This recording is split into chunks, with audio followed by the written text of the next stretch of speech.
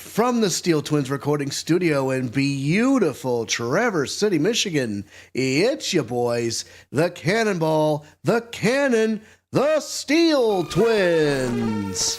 Good evening, everybody. It's Monday night, and you know what that means. It's voice acting night, and it is a new day and a new game, baby. Yep, we are playing game number 2 in the Apollo Justice Ace Attorney trilogy, Dual Destinies.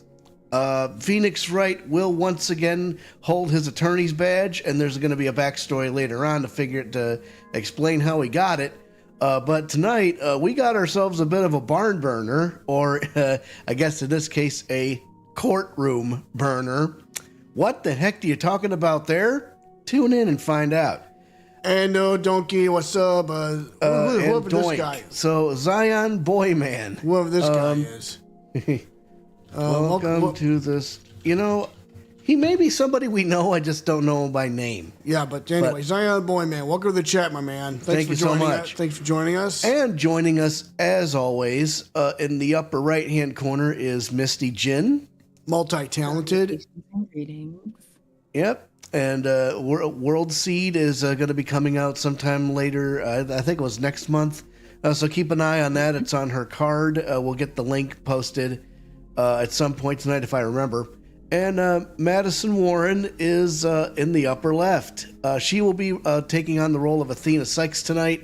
We're so excited because it's a main role and it's something that we want to, we wanted to get going. And then Carlos is, Keyblade Sonic is on his way in. He'll be he'll be helping us with the role of Gaspin Payne, the prosecuting attorney tonight. Now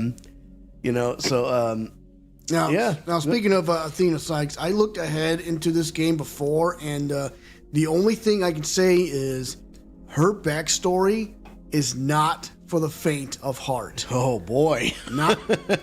And another prosecutor, and believe me, and I've played like 2 episodes of this game. The prosecutor's backstory, not for the faint of heart either. So yes, at some point in this game, we will be going up against the prosecutor known as Simon Blackquill. Yeah, he sounds every bit as dark as his name implies. So you got a full cast now. Let's go. Yep, pretty much. Yep. Yes. Pretty. Yep. I mean, yeah, it's as full can get. Yes, we have a troop now. Yes, I'm so proud of that. Me too. Well, folks, I think there's only one more piece of business that we got to take care of before we go live. You go ahead. I'll kick this off here. So, you got a capture bottle or a pin on your cap. Go ahead and pull that pin or twist that cap off. We already did so.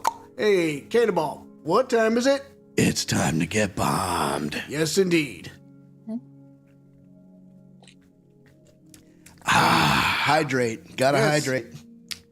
Hydrate. All right, what are we waiting for? Let's get to it. Live scene. So here we are. This. Oh boy. Oh, nobody from Facebook yet. Nobody from YouTube.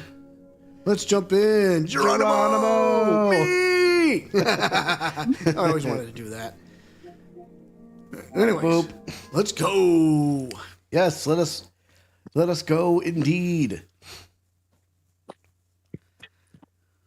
All right. So let's see. Health warning. Inbound. Yes, health warning. 7 Joe's Maybe 63. It's Disney seizure. Some of the contents of the games are presented as initially released to preserve its original content. Panty snatching, anybody? Oh my God.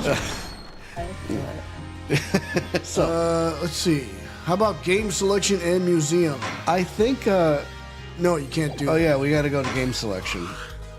So, right shoulder button would take us to this game. That's right. Dual Destinies. New game. Phoenix Wright, Ace Attorney, Dual Destinies. I think there may be an anime with actual voice actors coming in. I'm not sure. Yep. It's cutscene time.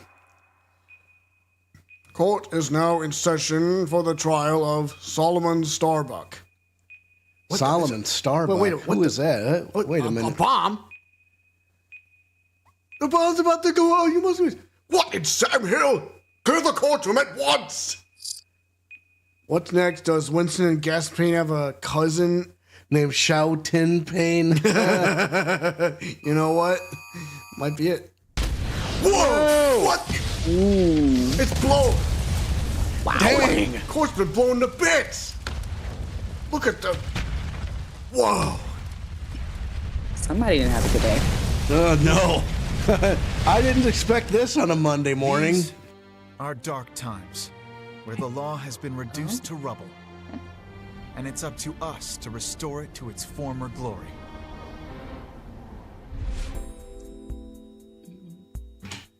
Yeah, I know what you mean. It looks like your target finally decided to make a move.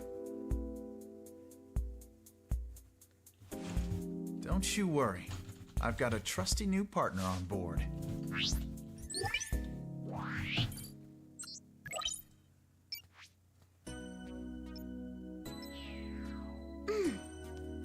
Done. Ready to go? You bet. Let's do this. She's been with us for half a year, though I can hardly believe it. Anyway, her power will be our greatest weapon. Yeah, just wait till you see what kind of power that is. Yeah. Oh, wait, whoa! Hey, whoa! Look out! Oh! Power clumsiness? First day jitters. Right. Well. Yeah, it's for this very reason I returned. Time to bring it to an end. Let's go. Suit up. It's morphin' time. Oh, wait, wrong game. Look at that shine.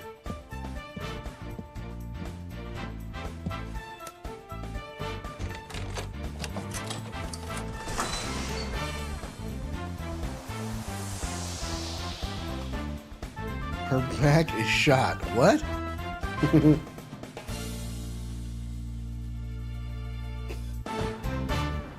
Oh, meanwhile, back in the ruined courtroom. What is Apollo this? Justice is still there, and it looks like he has a score to settle as well. Oh.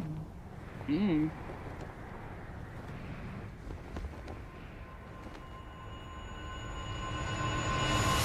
What the heck is he looking at the moon for? Is he a werewolf? Probably not. Episode 1.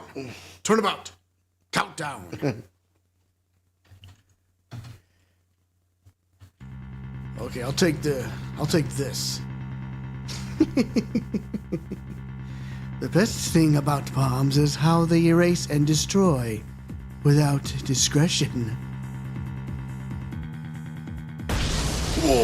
Whoa. So we kind of already know who the suspect is.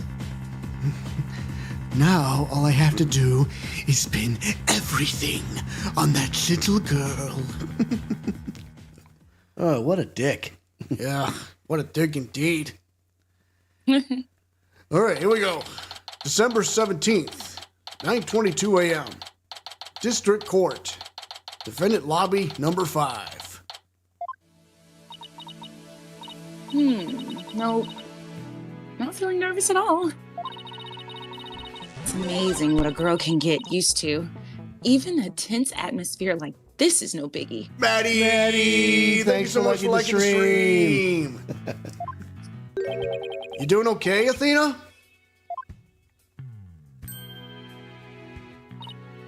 Oh, Apollo. Yeah, I'm doing great.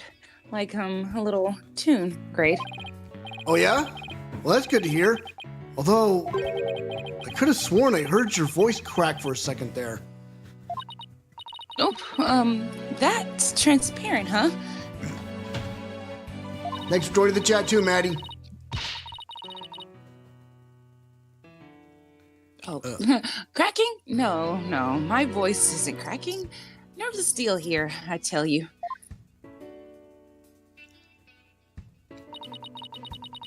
This is Apollo Justice. He's a fellow lawyer at the office I work for. Apollo is the lead for the defense on this case. But I'm going to be there at the bench with him, doing what I can to help out. Do whatever it takes to defend Junie. Junie, yep. Those orange words are a little hard. Hard to see. Speaking of steel, how are you holding up? That explosion really did a number on you. I'm just happy that you're okay, Athena. Although, I can't pretend I have no connection to this case. That's why I'm going to see to it that Juniper's name is cleared. And I'm sure you'll feel much the same way. You got that right. I won't rest until Junie is completely cleared of all the suspicion. So this is Junie. Oh, this is me. Yep. Apollo. Athena.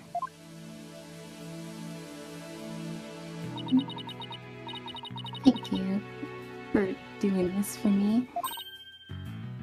Junie.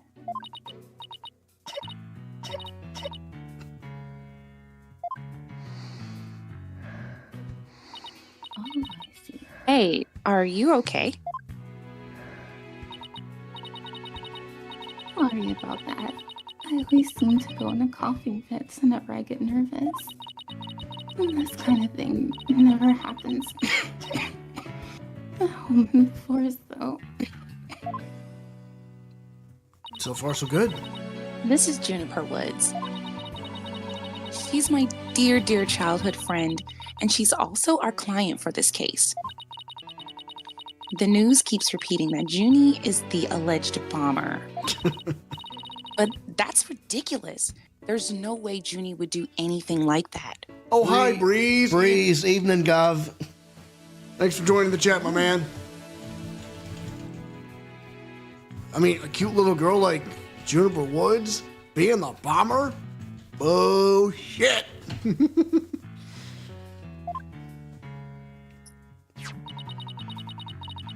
I brought you a little snack, Vina.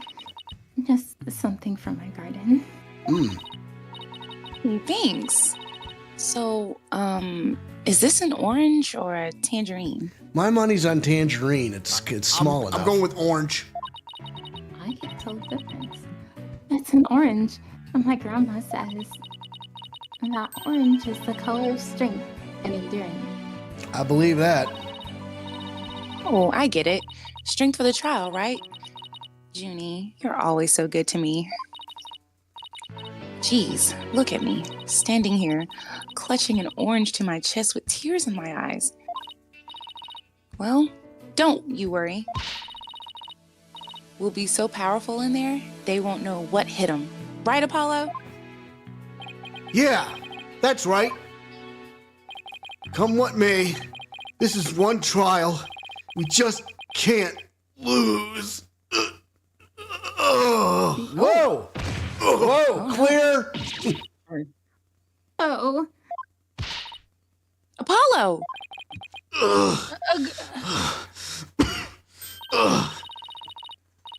Blood is seeping through his bandage. One of his wounds must have reopened.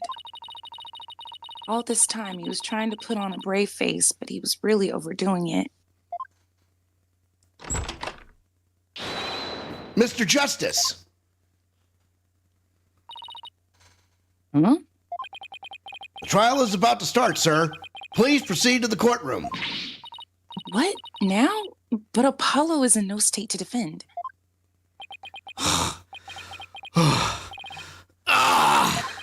I have to defend Juniper. What are you gonna do? The trial is about to start, with or without us. There's only one other option I can think of at this time, and that, like this.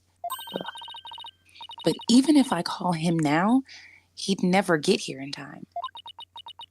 Yeah, there's some proof you're sweating. No, wait. There's something else I can do. Apollo, give me all of the evidence for the case. Huh? What are you gonna do? Bailiff, Yes, miss? The defense would like to submit a substitution for the attorney petition. Ina, You're not seriously... You just concentrate on getting better. I'll defend Junie. All by yourself? Athena, stop for a second. Think about what you're saying. You've never once taken a case on alone before, right? No hay probleme. I can handle it, I think. No hay problema. But I guess it's really up to you, Junie. Would you be okay with me taking over? Sure. I believe in you, Ina, and that's enough for me. I'm gonna have to reduce this window here. Yeah, hold on. Da da da da da. Yeah, give him a little second. Give him a second here.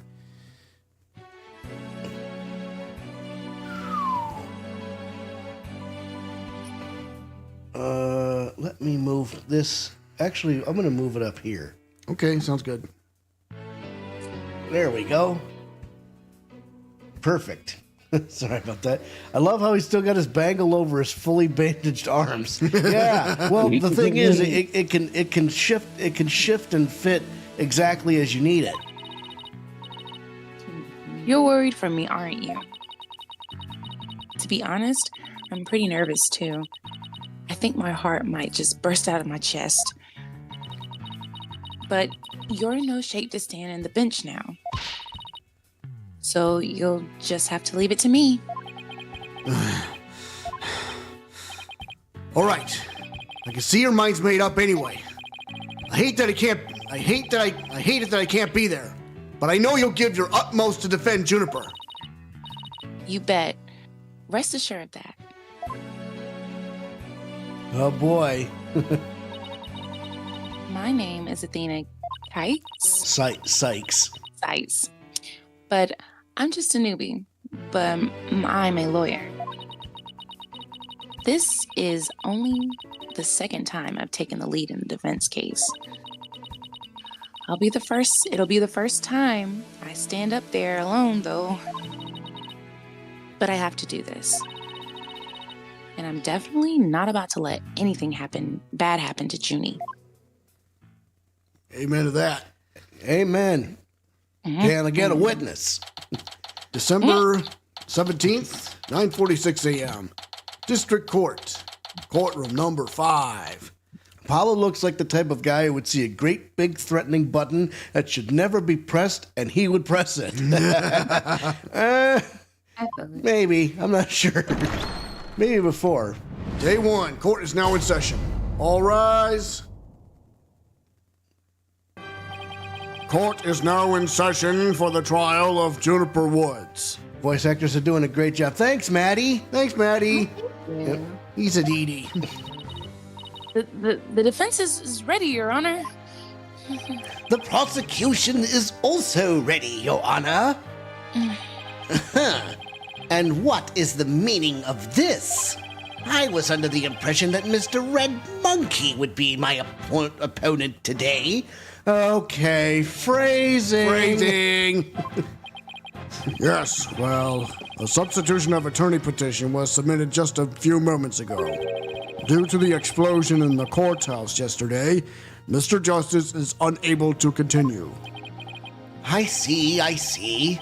Not at all surprised he used that as an excuse to run away.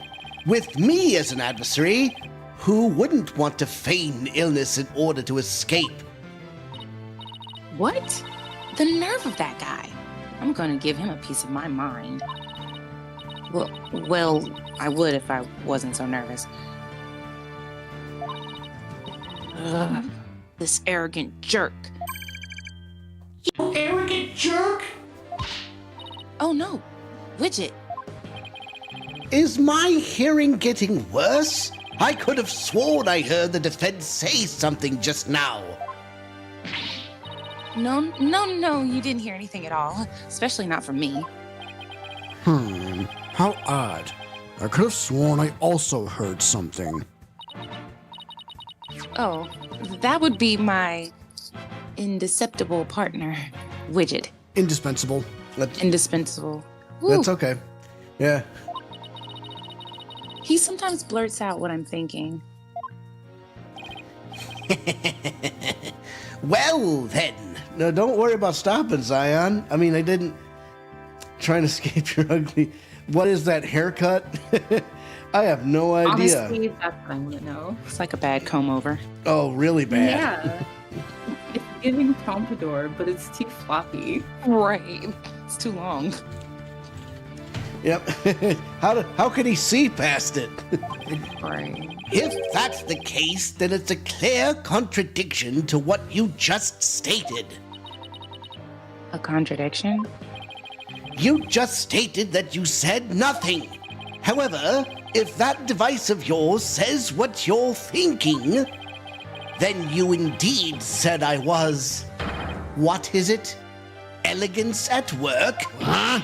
Oh, wait. Actually, it was arrogant jerk. At any rate, what does it matter if it's a red monkey or a yellow monkey facing me? Oh boy. No fresh out of law school rookie can defend this witness. Mr. Payne, I believe that's enough. Let us get back to the case. Payne, you pedantic, pontificating, pretentious idiot. Shout out to liar, liar. Of course, Your Honor. I'm more than ready to show this little girl why they call me the rookie humiliator. Oh boy. I knew it. He really is an arrogant jerk. Arrogant jerk? Miss Sykes, if you continue to insult the prosecution, I will remove you from this court. I'm very sorry. It was just a knee-jerk reaction. Yes, Zion Boy Man, we know it very, very well. Very well. Now then, Mr. Payne, your opening statement, if you please. Thank you, Your Honor. Now then, the incident occurred yesterday here at this very courthouse in courtroom number 4. At that time, the trial for a certain bombing was being held in courtroom number 4. Ah, yes. I was presiding over that trial as well, and Mr. Justice was there as the lawyer for the defense. A bomb that was being presented as evidence suddenly went off during the trial. Oh boy. It was a terrible incident, and courtroom number 4 was completely destroyed. Fortunately, we were able to start evacuation procedures before the explosion occurred. Just a few seconds more, and it would have been turned into a horrific loss of human life. But there was, in fact, one death, was there not? That is correct, Your Honor. When courtroom number 4 was examined after the blast, the body of Detective Candace Arm was discovered. She was to take the stand as a witness later in the trial. Oh boy. Wow. I suppose she wasn't able to evacuate in time. What a terrible tragedy. I must admit, I stumbled at least 10 times myself before I was able to escape. Maybe the court should see about getting you even shorter robes. The victim's body was found near the entrance to the courtroom. I suspect she stayed until the very end to help guide the others out safely. Your Honor, allow me to submit as evidence the victim's autopsy report and details about the bomb. Arms autopsy report added to the court record. Cause of death, trauma to back of the head caused by an impact with a flat object. Time of death between 8 and 11 a.m. And there's a stuffed animal bomb added to the court record. Time bomb that destroyed the courtroom. It was hidden inside a stuffed animal when it was detonated. Yeah. Okay, I know how this works. All evidence for the trial is filled with the court record. Filled in the court record. Filed in the court That's record. fine. Filed. When I want to check something out, I'll just use R1. I'd better take a peek later. Now then, please call the accused to the witness stand.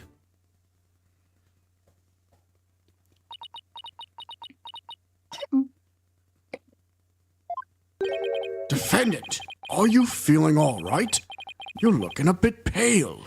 Payne, you're a worthless steaming pile of cow dung, Figuratively figuratively speaking. I'm so sorry.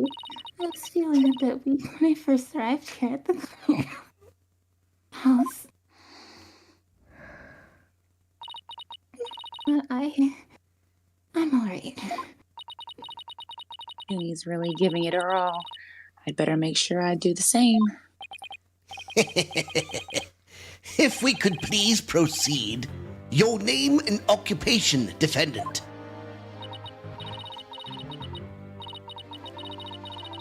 Juniper Woods.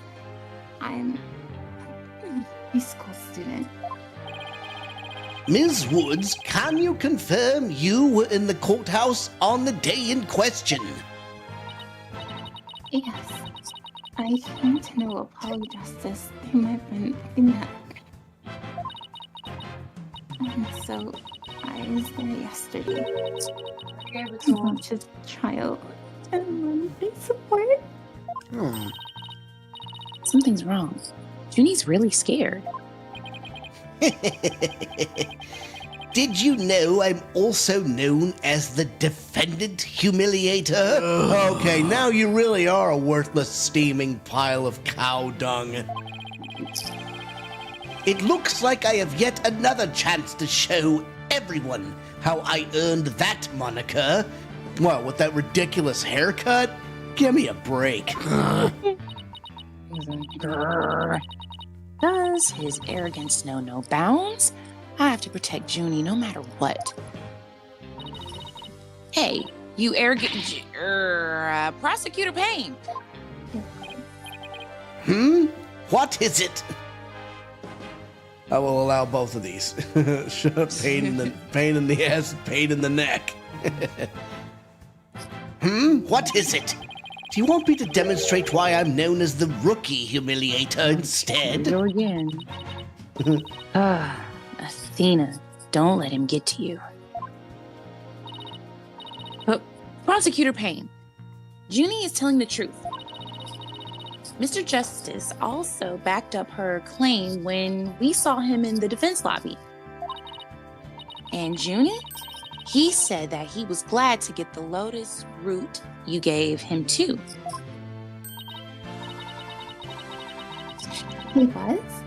My grandma says lotus root is good for your eyes. She says they can even help you see into the future. Do you want me to roast you again? Stay tuned. You'll get there. They can? Then that's the perfect present for a lawyer. And if that's true, I guess he must not have eaten them. A sweet, meek girl like this blowing a courtroom to bits? I must say, it's very hard to believe. Objection! Now, Your Honor. Don't let her seemingly innocent appearance fool you. The defendant had a motive for committing this crime. That's not true. I don't have any kind of motive. And I didn't even know the lady who was killed. I admit the investigation didn't turn up any connection between the victim and the defendant. However, that doesn't matter. The only thing that does is that her objective was the destruction of courtroom number 4 itself. I don't think so.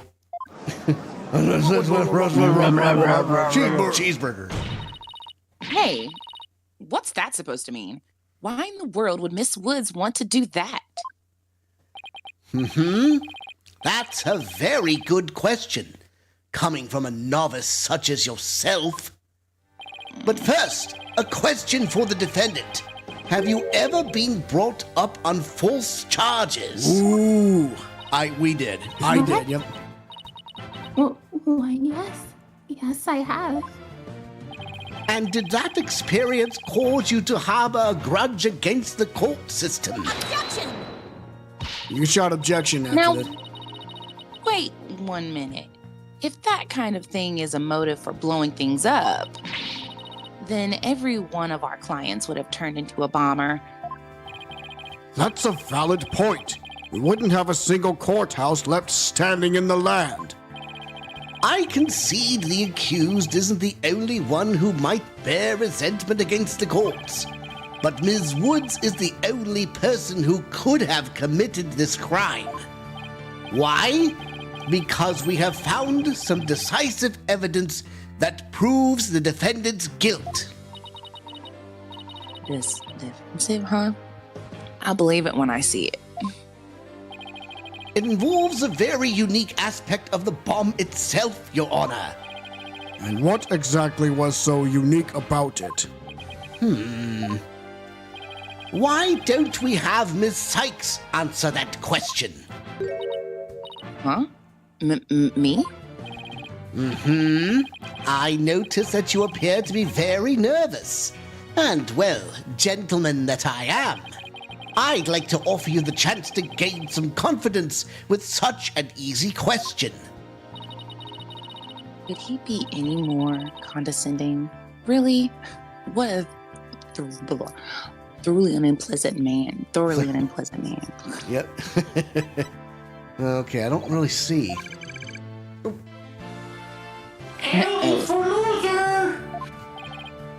Humph! What did it just say? No, nothing. Not a single thing. Now let's see. What was I supposed to do at a time like this? Oh, I know. The court record. The information I need is somewhere in the court record. All right, Miss Cykes, let's hear your answer. What was unique about the bomb that blew up the courtroom? Was it because it was... Yeah, okay. It was inside a of a stuffed animal. Yep. Mr. Payne, what kind of simpleton do you take me for? It was stuffed inside a stuffed animal. Its evil intentions covered up by a cute exterior? Yep. Very good. Have a cookie. The bomb that went off in the courtroom was indeed hidden inside a stuffed animal. There. How do you like that? Not bad, huh? I am fine. Just like I said from the start. I can do this. Some of that stuff from Apollo must be rubbing off on her. Yes, as I recall, the bomb was inside a stuffed animal the whole time. I never even got to take a look at it. But what connection does this impish elephant have with the defendant? The answer to that question lies in another piece of evidence, which I have here. And what, pray tell, is this? It appears to be a little singed.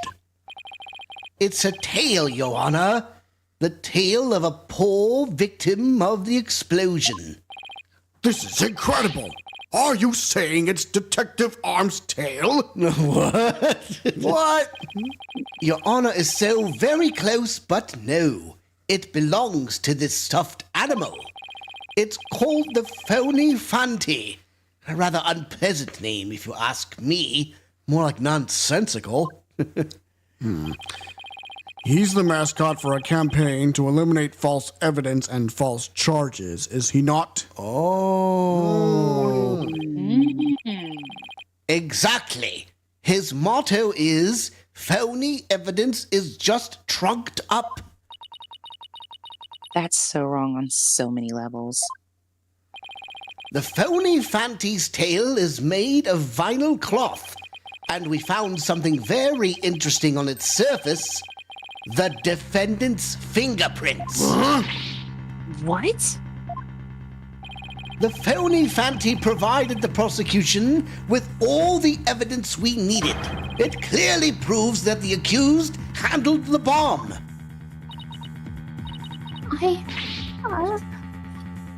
Let's poke your eyes out with her braids. That's bad. But that doesn't make any sense. Why would Junie's fingerprints be on it? That does appear to be pretty irrefutable evidence. Yeah, if you make it make sense. The court accepts it into evidence. Phony fancy tale added to the court record. Piece of the stuffed animal that the bomb was inserted into. The defendant's fingerprints were found on it. Now, wait a second. He now. probably just looked at it and just picked it up. I mean, that doesn't mean she handled it, for crying out loud. Ms. Woods, do you have an explanation for this? I don't understand. How about you, Miss Cykes? Do you have any plausible explanation to refute this decisive piece of evidence? Well, I can't do it. I can't think of a single thing. But I better come up with something for Junie's sake. If you can't produce an answer, we could always go straight to the ruling, if you prefer. No, I have to say something fast. Uh-oh, I think she's getting triggered. Oh no, I can't get my voice to work. Why now of all times? Uh-oh. Thought I overcame this already. Maybe I'm still not ready to stand in court. Well, it's cutscene time. Oh. Kids, I think you may want to turn away. Ooh. What? Oh my, whoa. This is not for the faint of heart, folks. A bloody sword? A bloody 7-year-old, 11-year-old girl? No way. And she's standing trial? Oh, wow. For murder? Interesting. Yeah, just Wow. wait. Oh, wow. Just wait till the end of this game, though. As you can see, there is no room for debate. Objection! Here we go, baby. Why, it's you. He's back. Hey. Back on the block. Coming in for that hot tag. Sorry it took me so long to get here, Athena. Apollo explained the whole thing to me over the phone. He asked me to come help you out in this place. Thanks for coming. I hate to admit it, but I was having a real tough time on my own. Oh, I don't know. I think you were doing just fine, all things considered. And you hung in there, giving me enough time to get here. Now let's turn things around. You got it, boss. Ho ho ho! Look who showed up out of the blue. Ironic. If it isn't Mr. Phoenix Wright, you always manage to surprise me. Your Honor, Mr. Payne has called for an early ruling, but I believe there are still many things that need to be deliberated. How did Ms. Wood's fingerprints wind up on the stuffed animal tail? How was the bomb even detonated? Until these questions are answered, I assert it's impossible for a fair ruling to be made. You are absolutely right. Let us continue from where we left off. I assume you have no objections, Mr. Payne? Yeah, best boss award from Breeze. Absolutely. Yeah, buddy. 2 years running. None at all, Your Honor.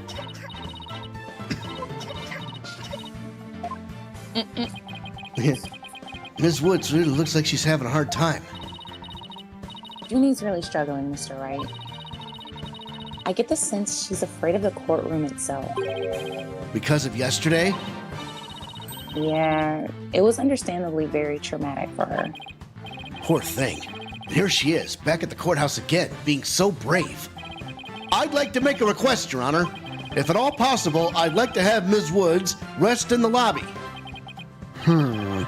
Given the defendant's condition, very well, I grant special permission. You go rest, Junie, and leave the rest to us. Okay. Thank you. Sorry about this. Me too. I feel bad for Miss Woods. Yeah. Phoenix Wright. I've been looking forward to meeting you. It's been a while, Mr. Payne. You're more clueless than I'd heard. I do believe you mean, how do you do? For I am Gaspin Payne. What a stupid name. I am the younger brother of your long-standing rival, Winston Payne. What? Long-standing rival? When were we ever rivals, let alone long-standing? You'll see, Mr. Wright. I will cleanse Winston of the disgrace he met with at your hands. Looks like this royal pain is going to be as thoroughly unpleasant as the other. Your Honor, the prosecution would now like to call a decisive witness to the stand. This witness will testify as to how the accused detonated the bomb in the courtroom. Very well. Please call your witness, Mr. Payne. Here we go.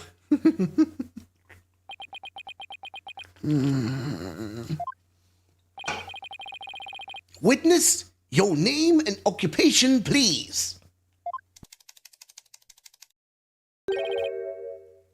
Witness. Name, Tantanate. Occupation, bomb disposal specialist. Oh my! What a strange robotic voice you have! Each sentence is via typing. It is the same as me talking. He sounds exactly like a robot. You get it? That's good. What an even dumber name. Yeah. Can't you speak in a normal manner? I can. He can? But I do not like to speak. Speaking is inefficient. Energy expenditure. Speaking is better than typing. Understand? What an odd witness. Mr. Tonate was in charge of the bomb for that trial and was there when it went off. Love the voice changer. Thanks, Briz. Thanks, Breeze. Thanks for confirming that's working. Being a bomb squad specialist, do you have any relation to the victim? Negative. I first met the girl while on this job. Many people are employed by the police. I know only a fraction of them. However, I was shocked when I first discovered the body of the victim. Shocked? The first one on the scene after the explosion. Remember that. I went there to ensure safety, but I ended up discovering a dead body. Okay, he was the first one on the scene. So he was the first to discover the body, was he? You need your dang voice, you technological nasty. He is here to testify about the circumstances surrounding the moment of the explosion. Very well. The court will hear Mr. Tonate's testimony. But at the very least, show this court some respect and remove that face guard witness. Oh, well. All right, Bill, Face looks familiar. Yeah, he kind of looks like Mr. Freeze. When the bomb went off. Witness testimony. I was originally disarmed by me, then transported here as evidence. Bomb name HH3000, operated by timer or with a remote. I was watching from the gallery when I suddenly became alarmed. I saw that the bomb's timer was counting down. Really? So even though the bomb was supposed to be disarmed, it somehow got switched on? Precisely. Activating the timer is very simple. 1. Hit X wires. 2. Switch on timer. A monkey could do it. I am sure even you would be able to, Mr. Wright. Man, all this talk about monkeys. Yeah, about monkeys. It looks like we got a pack of bananas or what? He looks like a mix of Mr. Freeze and J. Robert Oppenheimer. Exactly. Ugh. I guess that makes you the blue monkey in this barrel of fun, boss. I'd now like to begin my cross-examination. Huh? Uh-oh. The heck? Mr. Tenate, what is that? Page 3000, aka a bomb. A bomb? Great googly moogly! Yeah! Mr. Tenate, I demand that you dissolve it this instant! Disassembly complete. Hence, 5.3 seconds, 0.2 seconds short of my personal best. Are you trying to give me a heart attack? I'm not exactly a spring chicken, you know. This is an exact replica of the HH-3000. It is used to practice disarming bombs. Disarm equals success. Explosion equals failure. More Oppenheimer than Freeze. We know you're old Sir Archibald. An exact replica of the bomb that exploded, is it? So that's what it looked like. I said... The photograph, the real bomb, taken just before the trial.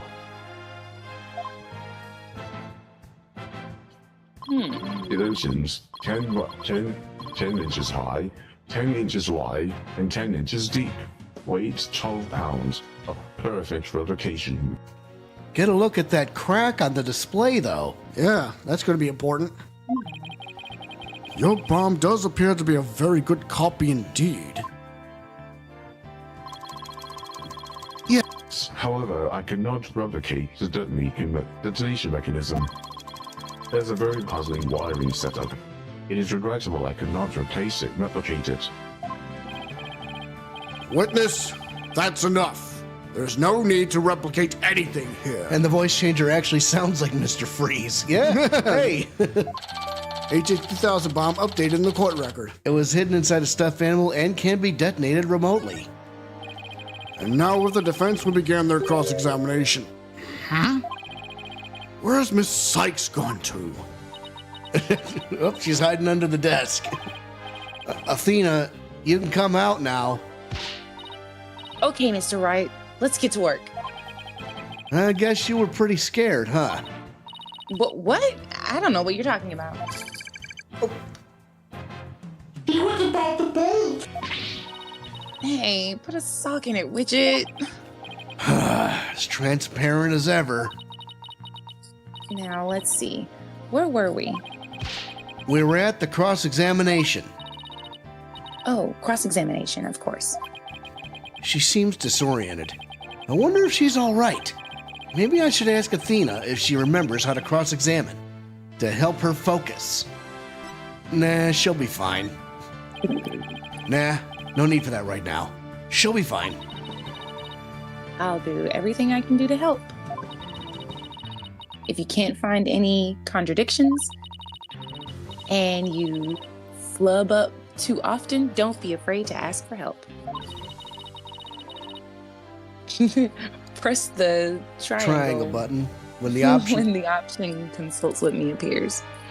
Gaspard, you are one giant lump of coal. I'll let you know where I think the suspicious statement is. Sounds good. I'll be counting on you if I get in a bind. All right, it's cross-examination time. All right, I'm not gonna use the robotic voice during this cross-examination. I'm gonna say, remember what we just said. Now, remember the testimony we just said when the bomb went off. Statement number 1 says the bomb was originally disarmed by me, then transported here as evidence. Bomb name HH-3000, operated by timer with a remote. I was watching from the gallery when I suddenly became alarmed. Saw that the bomb... Now, wait a minute.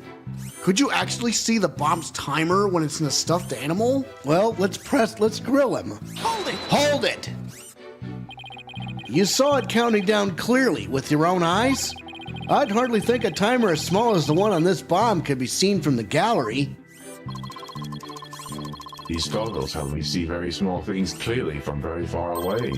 I can even see what you had for breakfast by looking at your tie. Okay, hold on a second. Why do I suddenly feel like a bug under a magnifying glass? I guess it's possible he saw the timer if he was wearing those goggles. I was thinking that too. Yeah, I'm not so sure. There's something that just doesn't sit right with me.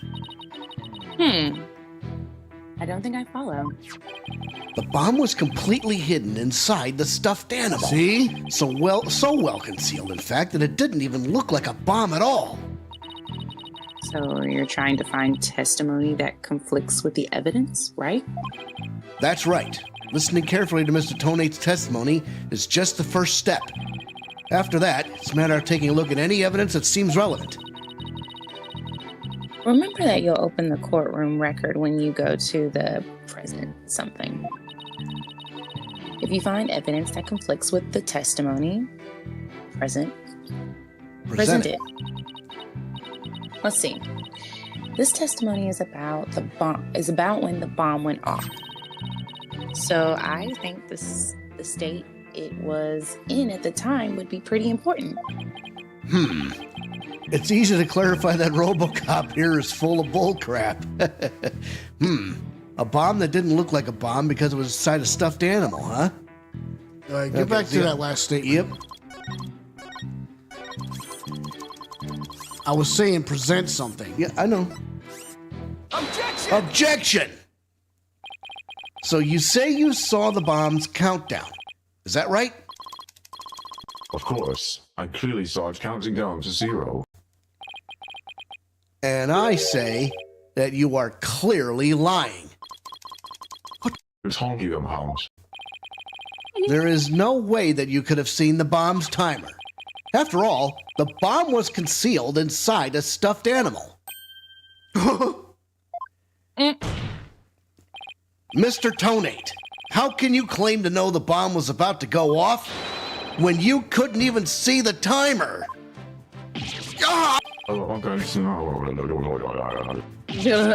What? No! That does seem like a glaring inconsistency indeed.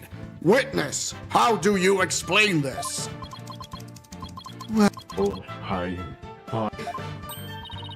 Ooh, that was great, Mr. Wright. You found a contradiction right off the bat. Always remember, Athena, when you find an inconsistency in a witness's testimony, there's always a reason behind it. It could be a lie, a hidden meaning, a secret, whatever it is, it's up to us to dig it out. And pointing out every contradiction we find is the best way to do it, right, boss? Now the question is, what can we dig out of Mr. Tonate? Well, Let me see. No, there must be some mistake. Oh, yes, of course. I remember now. The sound. I knew because of the sound. sound? What sound? Alex Pulowski's liked the stream. Thanks so much, brother. When the timer of this type of bomb is switched on, it beeps softly. Beep. Beep, beep. It is the sound of the bomb counting down. A beeping noise, you say? I suppose it would be possible to notice that, even with the bomb inside the stuffed animal. We made a mistake. My bad. Objection! Objection! How in the world did you hear such a tiny little sound all the way from the gallery? Listen. The sound of a bomb's timer is an integral part of my work. I constantly undergo training so that I will never miss it.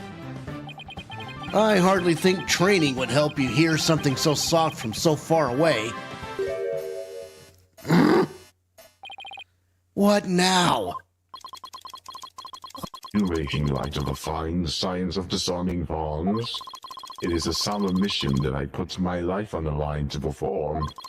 What kind of specialist would I be if I could not hear a bomb's timer? It's not like disassembling a toaster, you know. Now he's just showing off.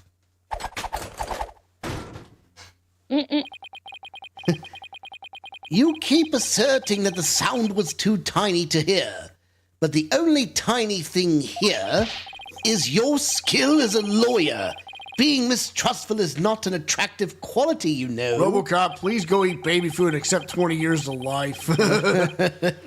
Well, and you're just overflowing with attractive qualities, are you? Or perhaps you have some proof that Mr. Tonate did not hear the sound. Well, no, but still seems totally suspect. But it's going to be really hard to prove that he didn't hear something.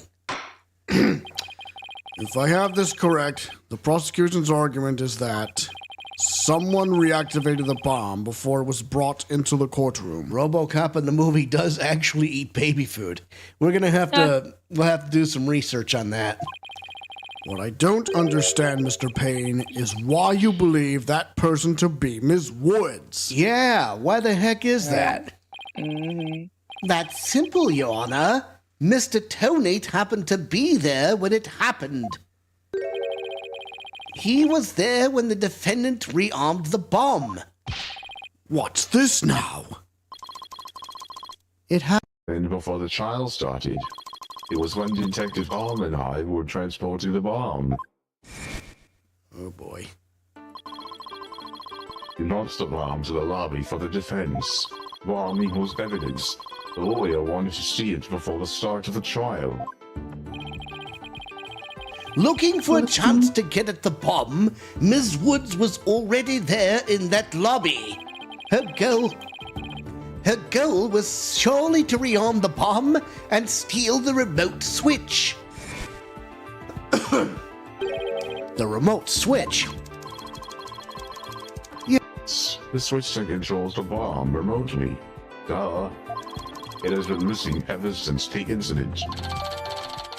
Missing remote switch added to the court record. Switch that starts the time bomb's countdown. It was stolen just before the blast and is now missing. I am Partially to blame. I left the bomb and remote on top of the transport case, and they were rearmed and stolen while I was talking with the lawyer. The defendant then used the remote from inside the courtroom to start the timer. Objection! Objection! How can you assert so unequivocally that the bomb was rearmed in the lobby? Objection! The bomb was safely secured in the transport case. The only time it was outside of the case was in that lobby. Therefore, that was the one and only opportunity anyone had to meddle with it. Someone other than Mr. Tonate could have opened the case and taken the bomb out. Impossible. Oh, the transport case is assigned exclusively to me. You see this number here? Oh, take a look at this. That It's my identification number. and I have the only key that can open the case. Bomb transport case added to the court record. case Tonate and Detective Arm transported the bomb in. Tonate has the key. Nevertheless, Mr. Payne's assertion is nothing more than conjecture. You have no proof that it was Ms. Woods who stole the remote switch. And by the same token, you have no proof that it wasn't her. But what I do have is a piece of evidence that proves the defendant handled the bomb. Ah, that tail! 5 Minutes, 24 seconds, 2.3 decaseconds. The defense's advantage lasted a mere 5 minutes. Ugh, talk about a rotten hand. As long as they have her fingerprints as their trump card, I'm at a big disadvantage. It appears we'll have to hear from the defendant herself once more. I wholeheartedly agree, Your Honor. I would like to recall Miss Woods to the stand. I trust you have no objections, Mr. Wright. I'm worried about her condition, but we do need her testimony. On the other hand, I'm not sure I want to make Athena mad. I can read your feelings, you know, boss. Huh. Guess there's no hiding from her, huh? Don't worry. I know we need her testimony. But if anybody picks on her again, they'll pay. Can I rip off Payne's hair and feed it to him with a side of fries? Well, I'm not sure. Guess she's already at anger level 1. Don't worry, I'll stop the proceedings before I let anything bad happen to her. Yummy. The defense has no objections, Your Honor. In that Case, I will take my leave. But before I do, there is just one more thing. Mr. Wright, is it? Me? Yes? Dismantling bombs is my job. Dismantling the case is yours. Do you think you can handle it? I look forward to seeing you try. This guy's hiding something. I just know it. Now, if you'll excuse me... No, No, you'll wasn't say, he- Teddy Oppenheimer, freeze. Wasn't he at the beginning though? Wasn't that his face? Yeah, he was the guy that was standing in the stand and screaming about, get out of there. Right. Bailiff, please go out to the lobby and bring back the defendant.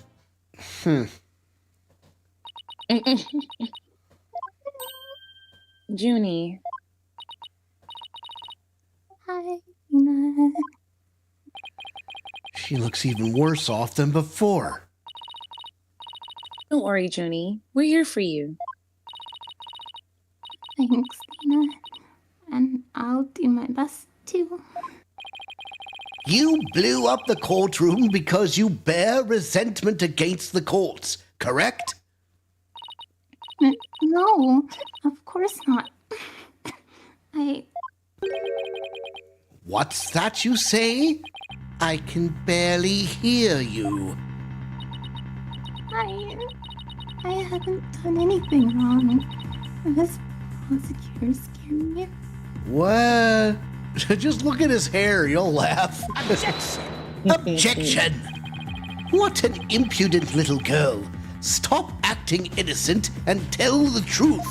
Pause for a second. Yeah? Big time victory for the Detroit Red Wings. They went into overtime, so they did not lose in regulation. They won 5-4. High five. And now they got to win tomorrow night against the Canadians again and have a big chance to make it to the playoffs. Okay. Anyways, back to the stream.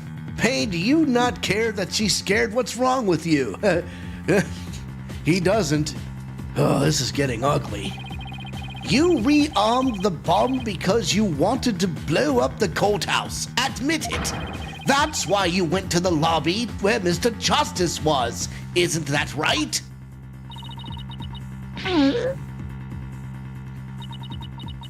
Mr. Wright, can I give that prosecutor a smack? Well, what? Of course not. Do we have to review Courtroom Manners 101 again? We can't let a creep that bullies innocent girls like this off so easily. I haven't forgotten about how he treated you. Don't worry about me. Just help Junie. Her heart's crying out. She's so scared. So very scared. Looks like Athena's picking something up with her heightened sense of hearing. And it sounds like this time, it's the voice of Ms. Wood's heart. Don't deny it. You stole the remote switch and used it in the courtroom, didn't you? Your Honor, please put a stop to this. Mr. Payne is badgering the defendant. I'm actually about to cry. I'm starting to feel Junie's pain. Oh. Well, just take a deep breath and stiff upper lip. Yes, Miss Woods does seem quite frightened. Mr. Payne, I ask that you behave more like a gentleman. Ah, but don't you know, Your Honor? There is no more gentle man in this world than I. Ugh, as if gentlemen or even a gentleman would have behaved like he does. Don't let that rude ruffian win. Ruffian. How dare you call a gentleman such as I a rude ruffian? No, he's he deserves it. Mm-hmm. Payne, you asshole. Stop breaking the law, asshole. I'll have you know I attend a manners class every Saturday. Oh, for crying out loud. I'm more than just a mere gentleman. I'm a genteel man. My ass! Not when you're terrorizing a young lady, you're not. I demand my money back from that manners class if I were you. Ugh. I should probably be the adult here and stop the two of them, but... Mr. Payne, that will be enough. Certainly, Your Honor. No further questions. Let's move on to the defendant's testimony. Ms. Woods, please share with the court what you were doing when the bomb went off.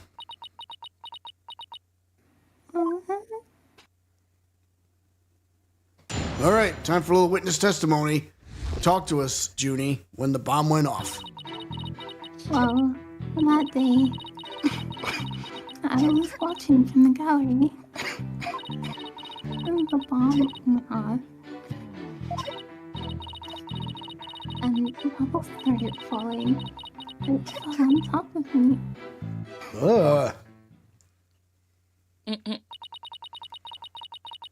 Junie's clearly in pain. Being forced to recall the bombing like this is... She can't ever get her words out. This isn't gonna work. So what now? Hey, wait a minute. Even if she can't vocalize what she wants to say, we can listen to what's inside her heart. You ready, folks? Yes, now's the perfect time to use Athena's power. You can hear it, can't you, Athena? The cries of Ms. Woods' heart? Yes, and they sound incredibly strained. She's so scared. I think she could collapse at any second. Athena has a unique ability, you see. God dang it, the way y'all are creating these characters are making me actually think it's real. Well, I appreciate that. With her finely tuned sense of hearing, she can hear the words of a witness's heart. In essence, she can sense how a person is really feeling from the tone of their voice. Yes, it's all up to Athena and her special ability now. Athena, I want you to use the analytical psychology you studied and listen to the testimony of Ms. Woods' heart. Okay, boss. I'll give it a go. After all, this is the whole reason I put all the effort into studying analytical psychology. Let's do this. Auf geht's. Let's do this. Gates. What is that? That's German, I believe. Okay. Okay, cool. Yeah, proof that she was studying in Europe.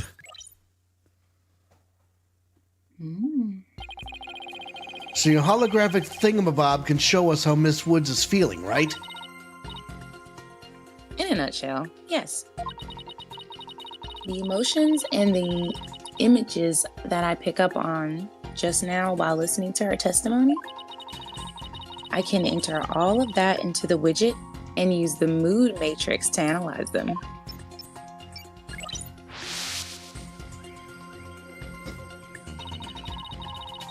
These mood markers here reflect fluctuations in Junie's emotions.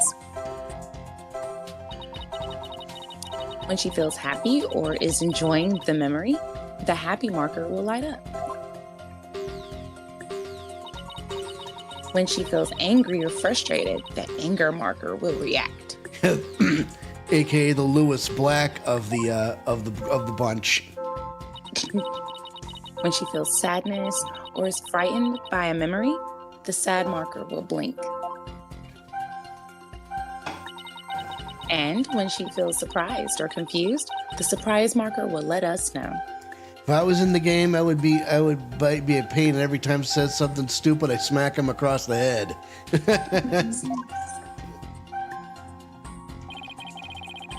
So with your special ability and Widget's mood matrix program, we can track how Ms. Woods is feeling as she testifies. Talk about the wonders of technology. Yep. Now let's give it a shot. I'm picking up on some kind of discord or noise in Junie's heart. Let's make sure. Okay, cool. See here? This is what the noise looks like in the mood matrix. It's a result of the inconsistencies between her testimony and her feelings. If we can pinpoint these inconsistencies, the noise level should drop. Okay, it's time to listen to Ms. Woods' true testimony. Mood matrix, activate. No need to recite Misty during this, but feel free. See, watch from the gallery. Oh, so she's surprised when she says the bomb went off, and rubble started falling, and it fell on top. She's feeling happy as when it fell on top of her. Uh-oh. Yeah, keep going. I think I have a good grasp on Junie's emotional state now. Like someone saved her, so she's, thankful that she's alive. This power of Athena's is incredible. And I'm seeing an Unexpected emotion. An unexpected emotion that's inconsistent with the content of her testimony. What? Already?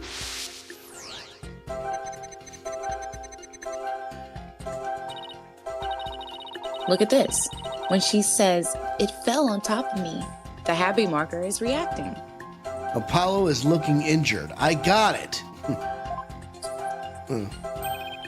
Well, look at that. That is odd. There must be a reason for this contradictory Emotion. Yep. We just need to do some digging. When you find an unexpected emotion, you'll first need to Just pinpoint it. Yeah. And then select the unexpected emotion or reaction from the 4 mood markers with X. All right. Let's pinpoint. What is her happiness? Got it. Right. Widget is registering joy when Ms. Woods recalls the rubble falling on her. I feel like they were grasping at straws a bit with this mechanic. A little bit. I mean, it's different. There must be a reason for this unexpected emotion. Ms. Woods, as the rubble was falling, was there also something that made you feel happy? What? Mr. Wright, the feelings of happiness is spreading throughout Junie's heart. Keep going on this point. I bet Junie will start to calm down. Great.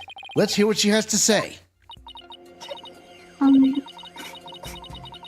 Just as I was about to escape the courtroom, the bomb went off. I was so startled, I tripped. And then rubble started falling on top of me. I really thought I was done for. But just then, Apollo came and rescued me. Look at this. Apollo? He used his own body to shield me from the rubble. Around the time the rubble fell, Apollo must have swooped in like Superman and took the hits. But what if that's not it? No, I'm pretty sure that is it. So that's when he sustained those injuries. How do you feel, Junie? Did talking about Apollo give you some courage? Yes, Apollo is just like the sun, strong and bright and warm. Just talking about him makes me feel like a leaf undergoing photosynthesis. And see? Your coughing stopped all of a sudden. Oh, you're right. Thank you, Athena. Yeah, now it's down to 50%. Not done yet. Looks like we were able to draw out some new testimony. Pretty neat, huh?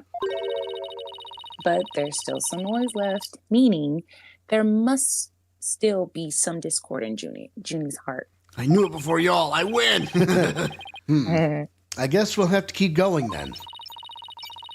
Let me input this new information and update the mood matrix, and we'll be good to go.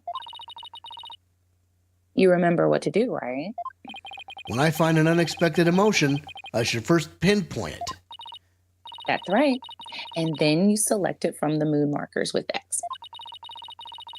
If we can find the reason for the discord in her heart, then we should be able to draw even more new testimony out. All right, let's go. Info update.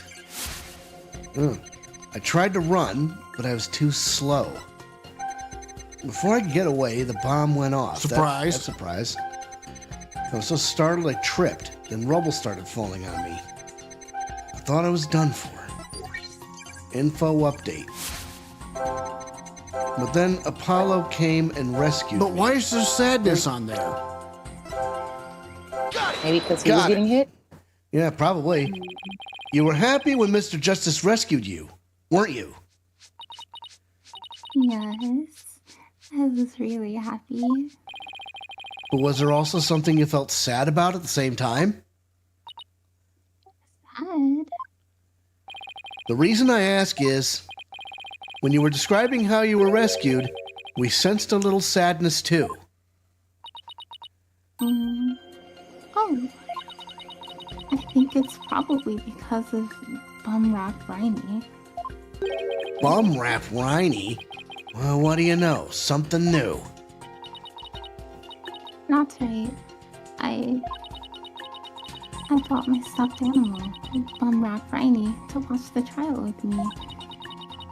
Bumrap Riney and Phony Fancy brothers. Oh, well, rhinos don't have tails, right? Right? Who knew that the legal world could inspire a whole line of merchandise? I had Bumrap Riney with me while I was watching the trial. But it wasn't until Apollo saved me that I realized I had lost him as I was running away. Sure, hey, sure things, Iron Boy, man. Thanks for joining us. Thanks for joining us even for a moment. My poor Riney, a victim of that terrible bomb. Oh, I know. You can see what he looks like in this poster. Yeah, look carefully. No more but yeah, look at that tail of his. It's for the campaign to eradicate fake evidence and false charges. Phony Fanty and Bumrap Riney, huh? Nothing against the campaign, but why an elephant and a rhinoceros? Mr. Wright, I don't sense any discord in Junie's heart anymore.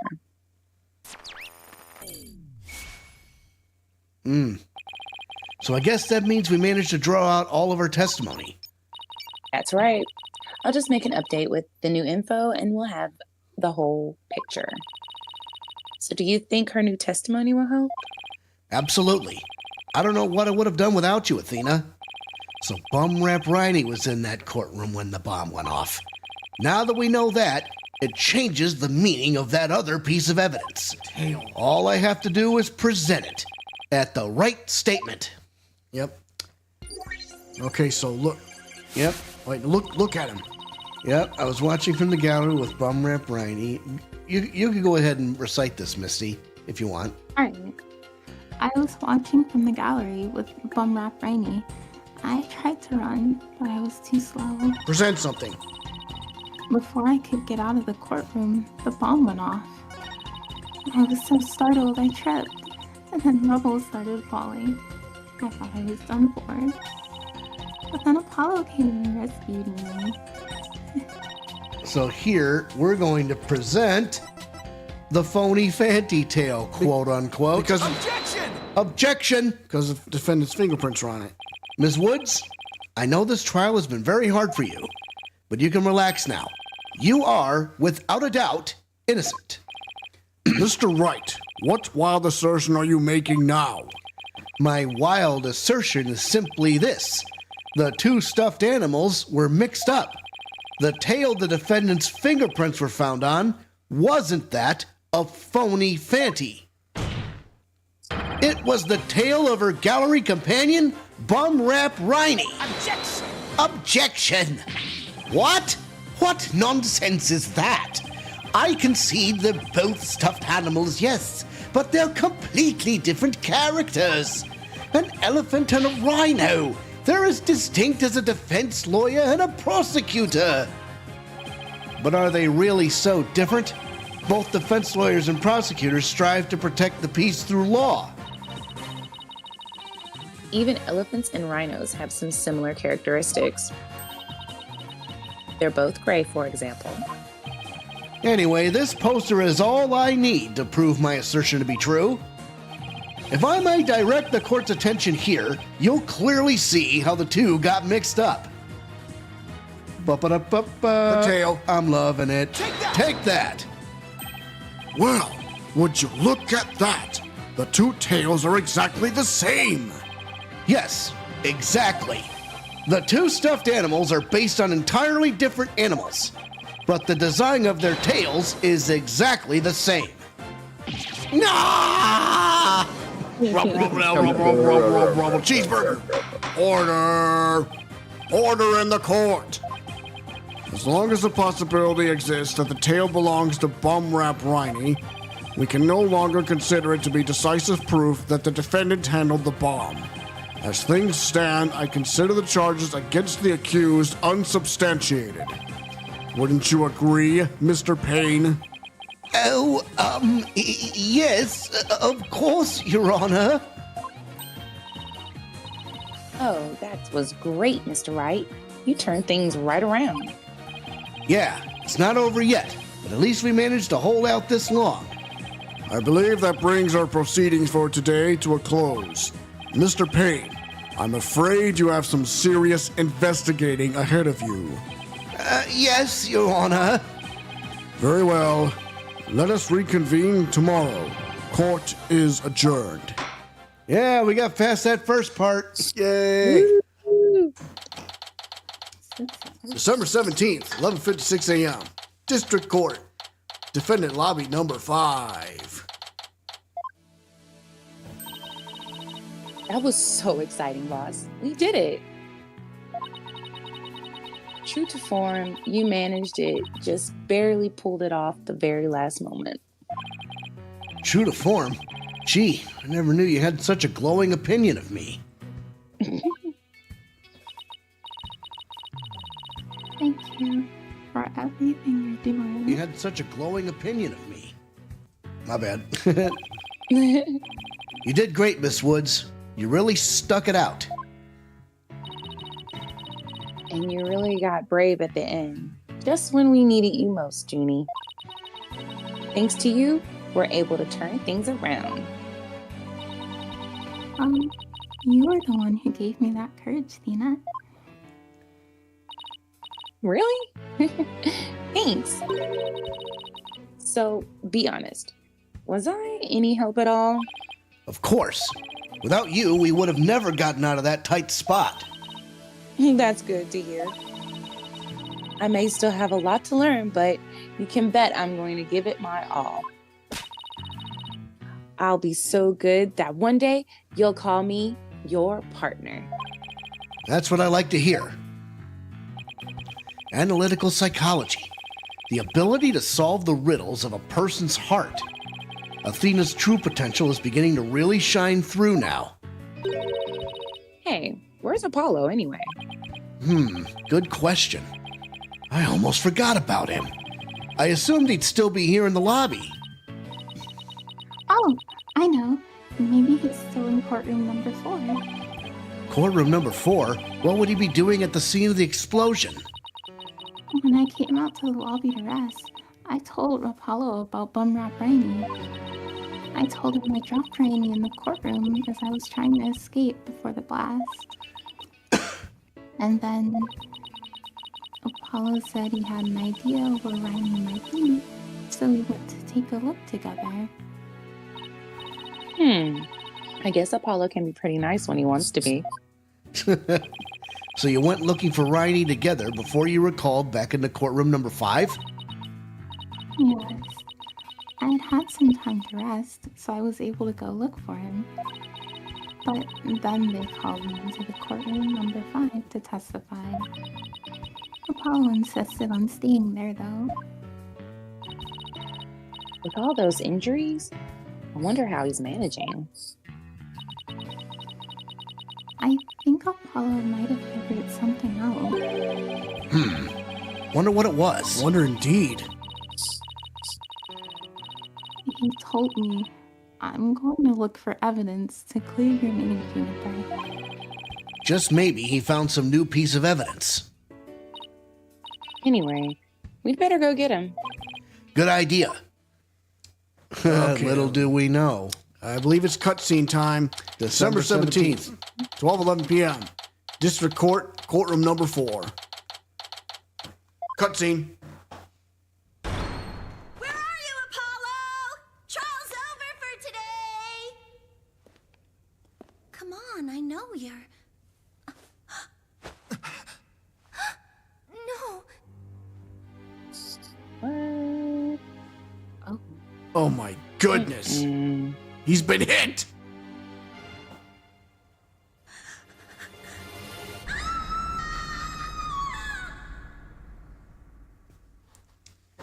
Yikes. Oh boy. My God. To be continued. Well, it's been only an hour and 26 minutes, 49 seconds of the stream. I say we should continue. Well, I don't know how much longer the next part's gonna be. Let's keep going. It'll probably be over within the next hour, so that's what I'm thinking. Okay. Let's go. December 18th, 9:34 a.m. District Court, Defendant Lobby number 5. Now, when in doubt, go to story mode. Yep. This isn't exactly how I envisioned the second day of this trial to start. But given how things ended yesterday... Good morning.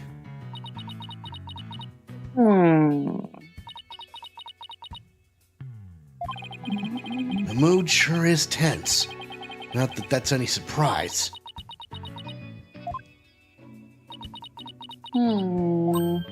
Oh, hey. Did you read the papers this morning, boss? Huh? The paper? That came out of left field. You didn't read it? Then you don't know the big news. Somebody spotted an abominable snowman way up in the mountains. Tell me you know the difference between a paper and a tabloid, Athena. It might show up in the forest where you live, Junie. So you better watch out, okay?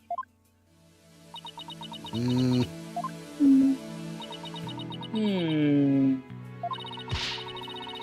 really should read the story yourself. I couldn't even begin to do it justice. Oh, boy.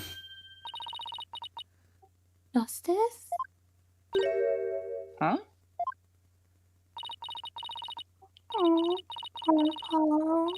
It's all my fault. Oh, Junie, what was I thinking? I'm so sorry. What we found yesterday was not Apollo's dead body. Thank goodness. He'd been assaulted by someone with a blow to his head and was lying unconscious. We rushed him to the hospital right away, and it looks like he's going to pull through. It was still quite a shock to stumble onto a scene like that. Forehead. Is Ms. Woods all right, Athena? Well, I managed to get her to stop crying. Now she's resting on the sofa over there. I guess she really feels responsible for what happened to Apollo. Poor Junie. She believes that the reason Apollo was attacked is because he was helping her look for something in that courtroom. Oh? Guess I can see why she'd think that. By the way, how are you doing? Who, me? Yeah, you.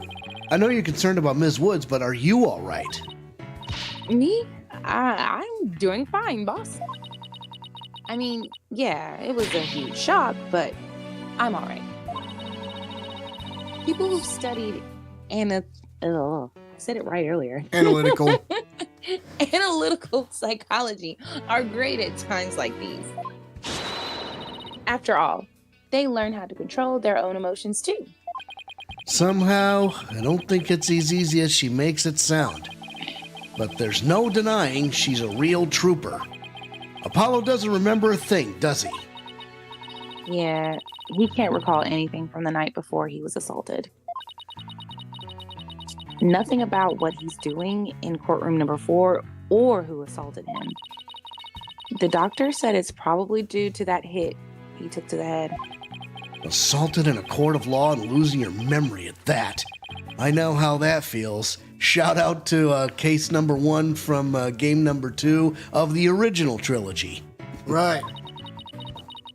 But who in the world would do such a thing, huh, Mr. Wright? Just wait till I get my hands on the coward who hurt Apollo. Now, Athena. I thought you said you were in control of your emotions. Let's just focus on helping Miss Woods, okay? But I admit I'm just as upset as you. Okay, boss. You're right. Apollo's assassin can't wait until after we clear Junie's name. Assailant. That's fine. Assailant, sorry. Same difference. That's the spirit. Now, let's see. I better check the court record one more time before the trial starts. Okay, so... Yeah, just trying to avoid breathing into the mic while you guys are speaking. You know, probably helps. I mean, that's why we have our shields. Earth to Mr. Wright. I'm ready whenever you are. All right, let's get ready to rumble. You bet. With everything that happened with Apollo, I didn't have time for a proper investigation. I can't let that stop me, though. I have to get this right, for Miss Wood's sake, and Apollo's too. Damn right, son. But what the heck is he doing with that jacket anyway? December 18th, 9:50 a.m. District Court, courtroom number 5. That's a good question. He's giving Yugi vibes. Yeah. Yugi. Yes. I love that series, by the way. It's freaking awesome. Courts will now reconvene for the trial of Juniper Woods. The prosecution is ready, Your Honor. The defense is also ready, Your Honor. Now then, I believe I instructed the prosecution to further their investigation. Were you able to locate the remote switch in question? I'm afraid the remote switch is still missing, Your Honor. I must say I'm disappointed, Mr. Payne. Not angry, just disappointed. I apologize, Your Honor. Aha! Looks like the prosecution is just as unprepared as I am. There is a separate matter, however, that I would like to bring up during this trial. A separate matter, you say? And what might that be? I assume you are aware that another incident occurred during yesterday's trial. I'm speaking, of course, of the assault on Mr. Justice in the ruins of courtroom number 4. Uh-oh. Why is he bringing that up? Yes, what a truly harrowing experience it must have been. Poor Mr. Justice. At the time of the attack, Mr. Justice was not alone. He was with the defendant, Ms. Juniper Woods. He isn't going where I think he's going with this, is he? The prosecution wishes to indict Ms. Woods on the charge of Mr. Justice's assault. What? This is ridiculous. Order in the court. Mr. Payne, the incident under deliberation here is the courtroom bombing. The assault on Mr. Justice has nothing to do with this trial. But I believe there is a connection between this case and Mr. Justice's assault. Please take a moment to consider these facts. Both events occurred in courtroom number 4. This is the location in courtroom number 4 where the unconscious Mr. Justice was discovered. As you can see, it's quite close to where Detective Arm's body was found.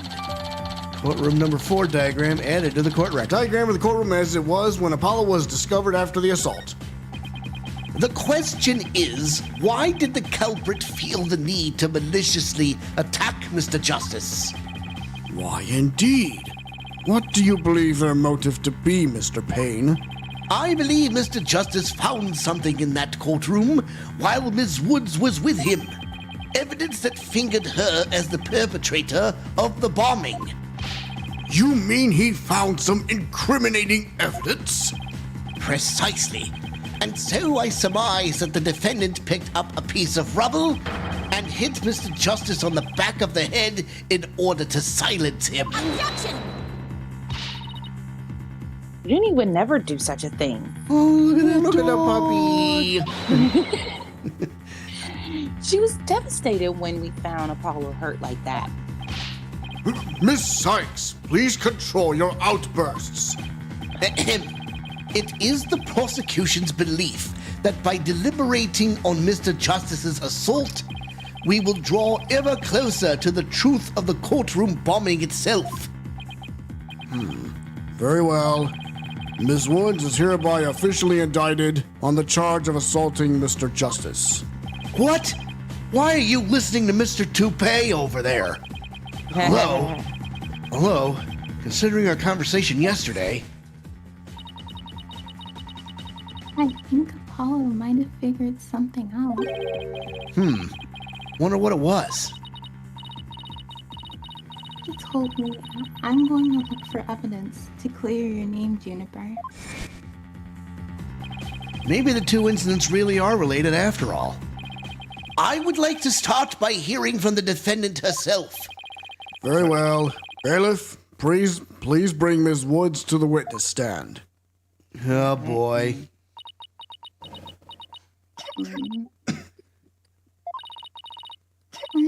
I'm sorry. I can't seem to stop. Ms. Woods. Guess she's still really upset about Apollo. Ms. Woods, you went to the ruins of courtroom number 4 with Mr. Justice, did you not? Yes, I did. Good, good. If you would then please testify about what happened to the court. All right, time for a little witness testimony. Talk to us, Juniper, along with Apollo. During the trial yesterday, I was overcome by a fit of coughing. Apollo stayed with me, and we went to the courtroom ruins together.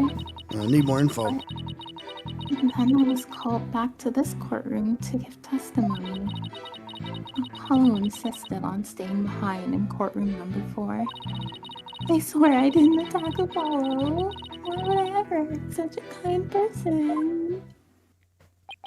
So Mr. Justice stayed by your side while you were feeling unwell? What an admirable young man. I thought his loud voice was his only outstanding feature. He may look a little imp at times, but Apollo can be really nice too. I hope she didn't hurt her wrist backhanding that one out. But one has to wonder, why did Mr. Justice stay behind in the ruins? I think Apollo might have figured something out. Something? What kind of something? Something to do with the courtroom bombing kind of something. I think. Oh, new evidence for the case, was it? That's a very big kind of something indeed. I don't believe this. I believe so. You mentioned looking for some evidence when I was called away. Objection! Objection! Just as I thought, there is a connection between the two incidents. But the defendant has told a very big lie, Your Honor. What lie is that? When she learned Mr. Justice would be looking for evidence, she attacked him. She attacked him to give herself the chance to destroy that evidence. Bedtime for me. Night-night, Jabs. Good night, Night-night, Breeze. Breeze. Thanks for the support. No, I never. Objection! Ms. Woods repaid Mr. Justice's kindness with violence. We found the proof of a foul deed there in the courtroom ruins. This is going to be important. But what on earth? Huh? Do you see it? there in front of Mr. Justice's right hand. Witness the message he left us. It's written in blood. W-O-O-D-S. Why isn't that? That's right, Your Honor. It says Woods in capital letters. What? I submit that Mr. Justice left us with the name of his attacker before he fainted. Apollo's assault photo added to the court record. Apollo's don't collapse on the floor. The bloody writing is also visible. No, that can't be true. Why would Apollo write my name? And what, why would he write anybody's name? Mr. Wright, the nerve of him leaving that message. Why would he do this? And would he do this? Hey, don't take it out on me. I don't understand it any more than you do. We discovered Apollo yesterday. Apollo! Okay, so we didn't even have a chance to rush over to him. As soon as security heard Athena scream, they ran in and cordoned off the area. After that, they were there in courtroom number 4 with Apollo the whole time. Okay, I'm just wondering if there's water running, but I don't know. We couldn't investigate anything ourselves and had to leave everything to the police. Still, I never thought they would find some bloody writing there. Now then, please begin your cross-examination, Mr. Wright. Yeah, so we might be able to get to the bottom of this. Cross-examination time. Along with Apollo. During the trial yesterday, I was overcome by a fit of coughing. Apollo stayed with me, and we went to the courtroom ruins together. Keep going. No, grill her on that. Hold it! Why exactly did you go to the courtroom ruins? We went to look for my medicine to stop my coughing. No. That's not why you guys went. Your medicine? Why would your medicine be in courtroom number 4? I dropped it in the heat of the moment. Matt rang me. He was keeping my medicine safe for me. Ah. It has a little compartment that I can put things in, you see. Uh-oh. That's problematic. And Phony Fanty has the same type of pocket. That's where the bomb was inserted. I put my medicine for my coughing fits It's okay. inside Matt rang me. When I told Apollo about it, he said he'd help me go look for him. But there is so much rubble in there. I was worried, but there was no rubble or anything in front of the witness stand. That's important. So when we got inside, Apollo went straight there and started looking for my writing in that area. It was so nice of him to do that for me, in spite of all his injuries. Apollo is so strong and kind, just like the trees of the forest. The way she makes him sound, you'd think Apollo was some kind of ancient god. Oh, wait. So that's why you went to the ruins. I see. That seems to be quite an important fact. Please add it to your testimony, Ms. Woods.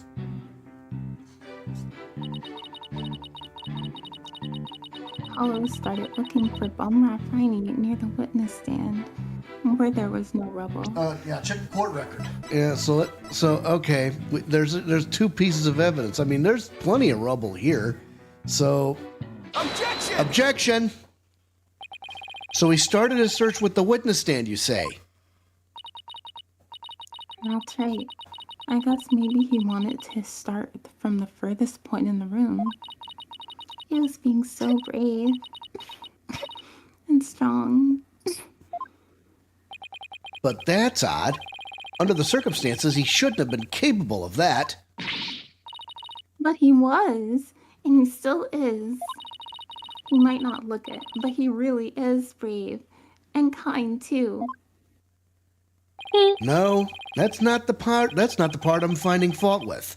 Someone has a crush on Apollo. Mm-hmm. What you are claiming is something that no one should have been able to do.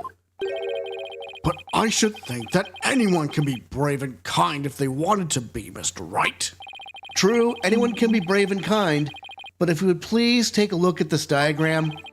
With the courtroom in this state, how was it possible to walk up to the witness stand? Oh, I see your point. The rubble blocks off access to the area around the witness stand. Does such a tiny inconsistency even matter? Perhaps the witness is simply misremembering it. Great, now I'm not so sure it matters. A real man doesn't make mountains out of molehills, you know. But that's precisely what Mr. Wright does best. Which is, I'm not sure if that's a good thing or not. I call slander, Your Honor. So, was it really impossible to approach the witness stand? I have to say, it's a bit hard to tell with any accuracy from just this diagram. Mr. Payne, do you have any other photos of the crime scene? Let me see, Your Honor. Ah, yes, I have one more. Here it is. It's a more pulled back version of the photo I presented before. Wait a minute, What the heck is that thing in front of the witness stand? On the upper left corner? Isn't that the case? Yeah, that's the bomb transport case. Apollo's assault photo updated in the court record. Apollo is shown collapsed on the floor of bloody writing is also visible. Yep. Huh? What's that hunk of metal on wheels? Mr. Payne, is the metallic object in that photo Mr. Tonate's bomb transport case? That's right. Is there some problem? Ah, yes. That transport case was there in courtroom number 4 when the bomb went off. It must have been there ever since. oh, that's it. Miss Woods, have you remembered something? Yes, I just realized. Its position. It's different from before.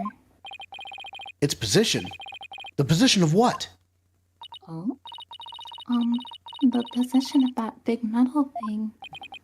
The bomb transport case? Yes. When Apollo and I went there, it was in a different place. Where the case is in the photo was open space, so it was easy to search the stand. I see. So where was the transport case when you and Mr. Justice saw it? As I recall, I think it was more to the right. To the right. Then that means, in that case, the case was over there at the time of Apollo's attack. Who cares where the transport case was when? What difference does it make?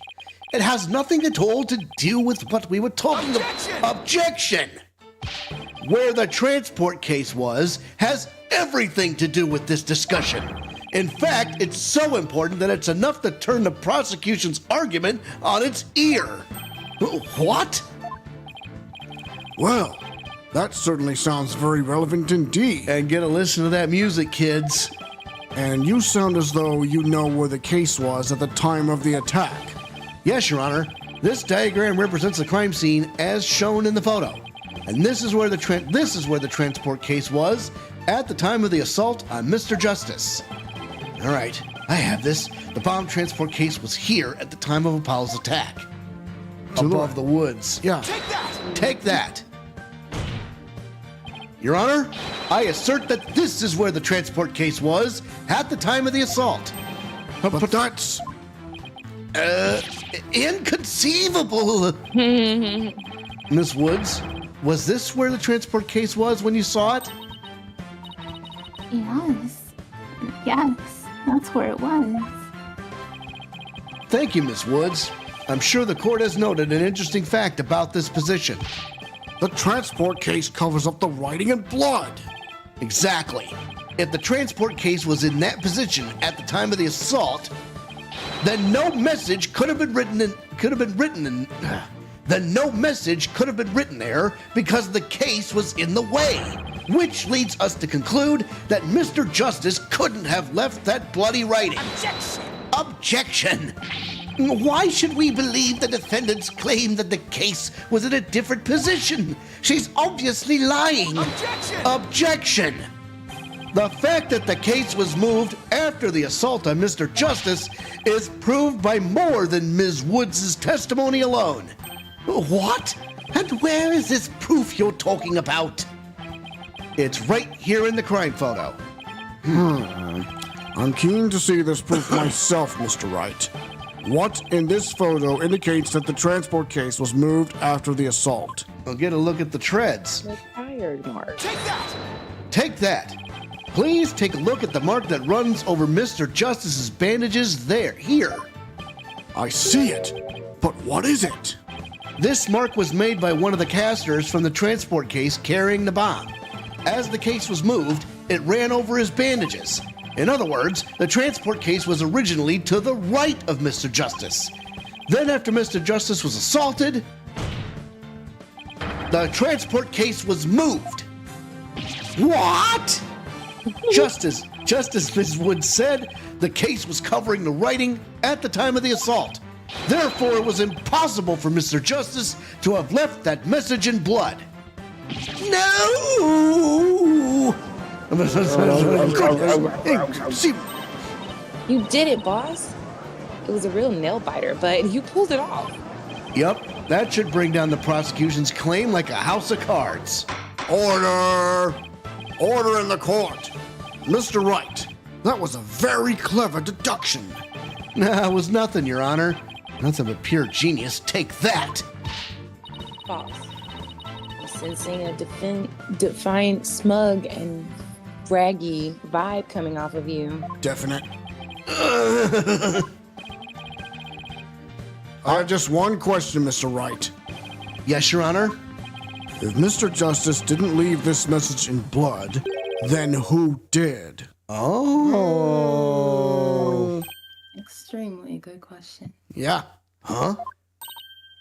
What?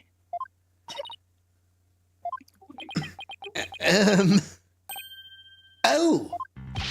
Well, looks like I should have taken that train of thought through to the last station. Well, I've heard a lot about this. So this is Mr. Wright's famous bluffing technique, is it? Ah, this feeling. It brings back memories of the old days. Back when you carved out a name for yourself by bluffing your way through thick and thin. Gee, Mr. Wright, the judge kind of makes you sound no better than a two-bit con man. You made your argument with such confidence, Mr. Wright. Now I'd like to hear your answer with just as much confidence. Hey, till the judge asked the question, you didn't catch on either, Buster. What now, boss? I hope you didn't bluff your way into a corner. Think, Phoenix, think. There must be a way through this. I have to dig my way to the truth somehow. Who could have written that message in blood? Someone else. Someone else.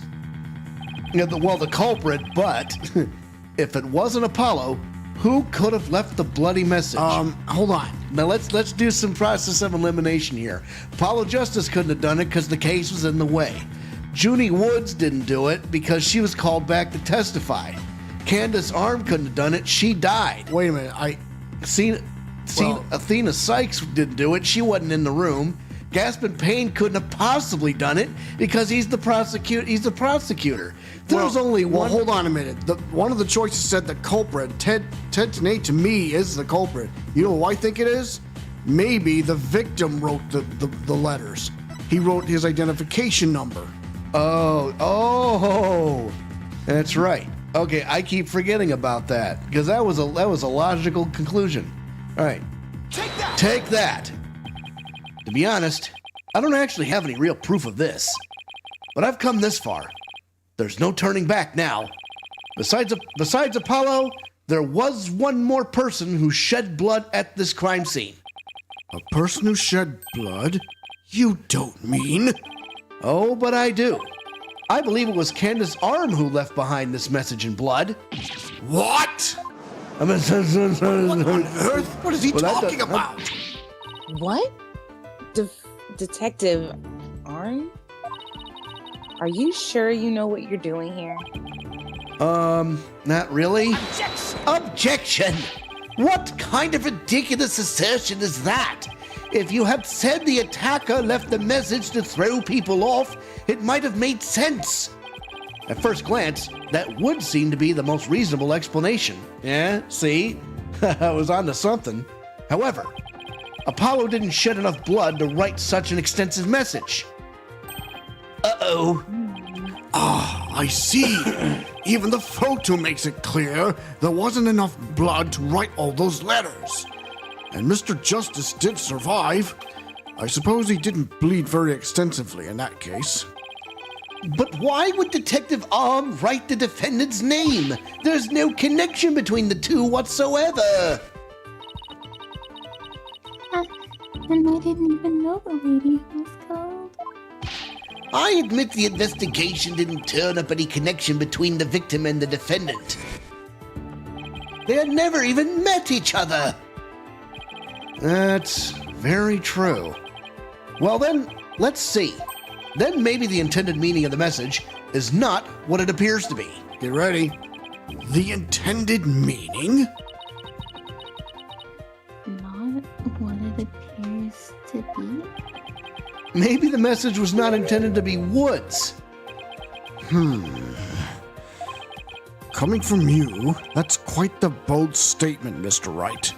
You wish to assert that this bloody writing could have some other meaning? Yes, Your Honor. For something I pulled out of a wormhole, it could turn out to be true, right? Objection!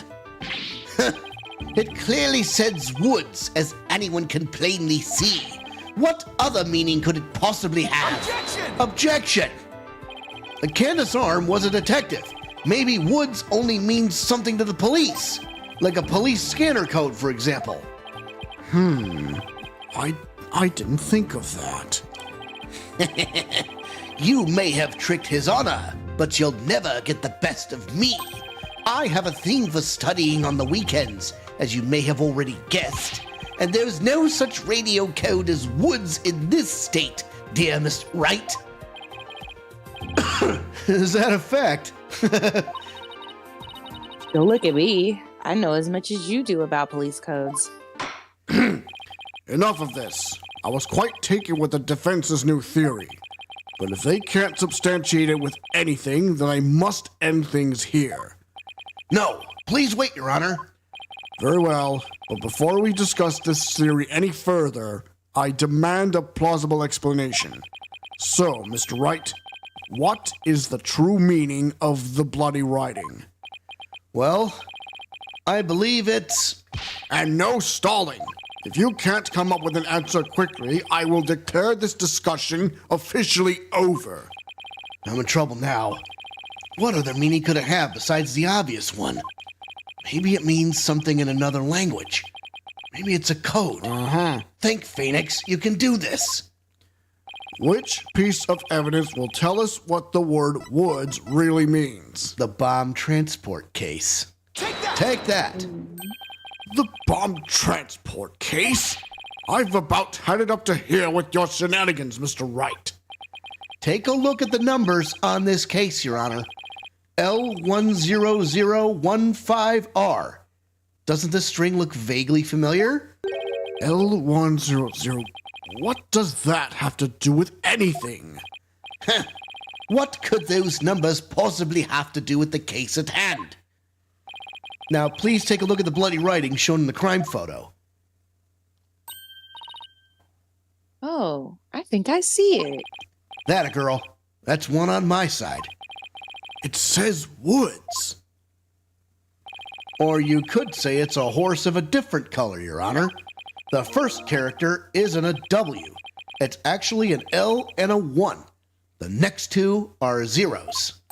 Oh, my goodness. What about the D? The true meaning behind the bloody writing isn't Ms. Woods' name. It's the number engraved on this bomb transport case. Objection! What are you talking about? The next part doesn't make any sense. The next number is a 1, but the bloody writing says D. Objection! But the number on the case and the bloody writing can be made to match up quite easily. This is how the number on the transport case can be made to match the bloody writing. Erase 2 lines. Yeah, so I think... Please erase the third downward stroke of the W, that one, and the curved part of the D, that one. Oh... Well, would you look at that? L100IS? No, Your Honor, it isn't meant to be read as a word. It's the number L10015, which, if you take away the final R, is the exact same number that's on the bomb transport case. Objection! Erase 2 lines and they match up, you say? Well, I can change anything into anything else simply by erasing 2 lines. What if we erase 2 lines from your name? Would you be happy as Mr. Rye? Well, would you, Mr. Rye? The only right spelling is W-R-I-G-H-T. Okay, I'm doing pretty well here, and I think I've drawn the right conclusion. Detective Arm's real message to us is the bomb transport case number. Your Honor, the 2 lines were added by the real culprit to intentionally mislead people. What? The original message Detective Arm left behind was the transport case number, but whoever assaulted Apollo changed the message. If you're right, boss, then what do you suppose Detective Arm was trying to tell us? Good question. What does this number represent? Do you see this number here?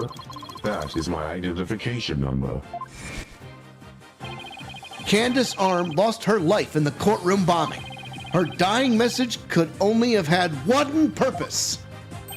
No! To tell us the name of the one responsible for the bombing.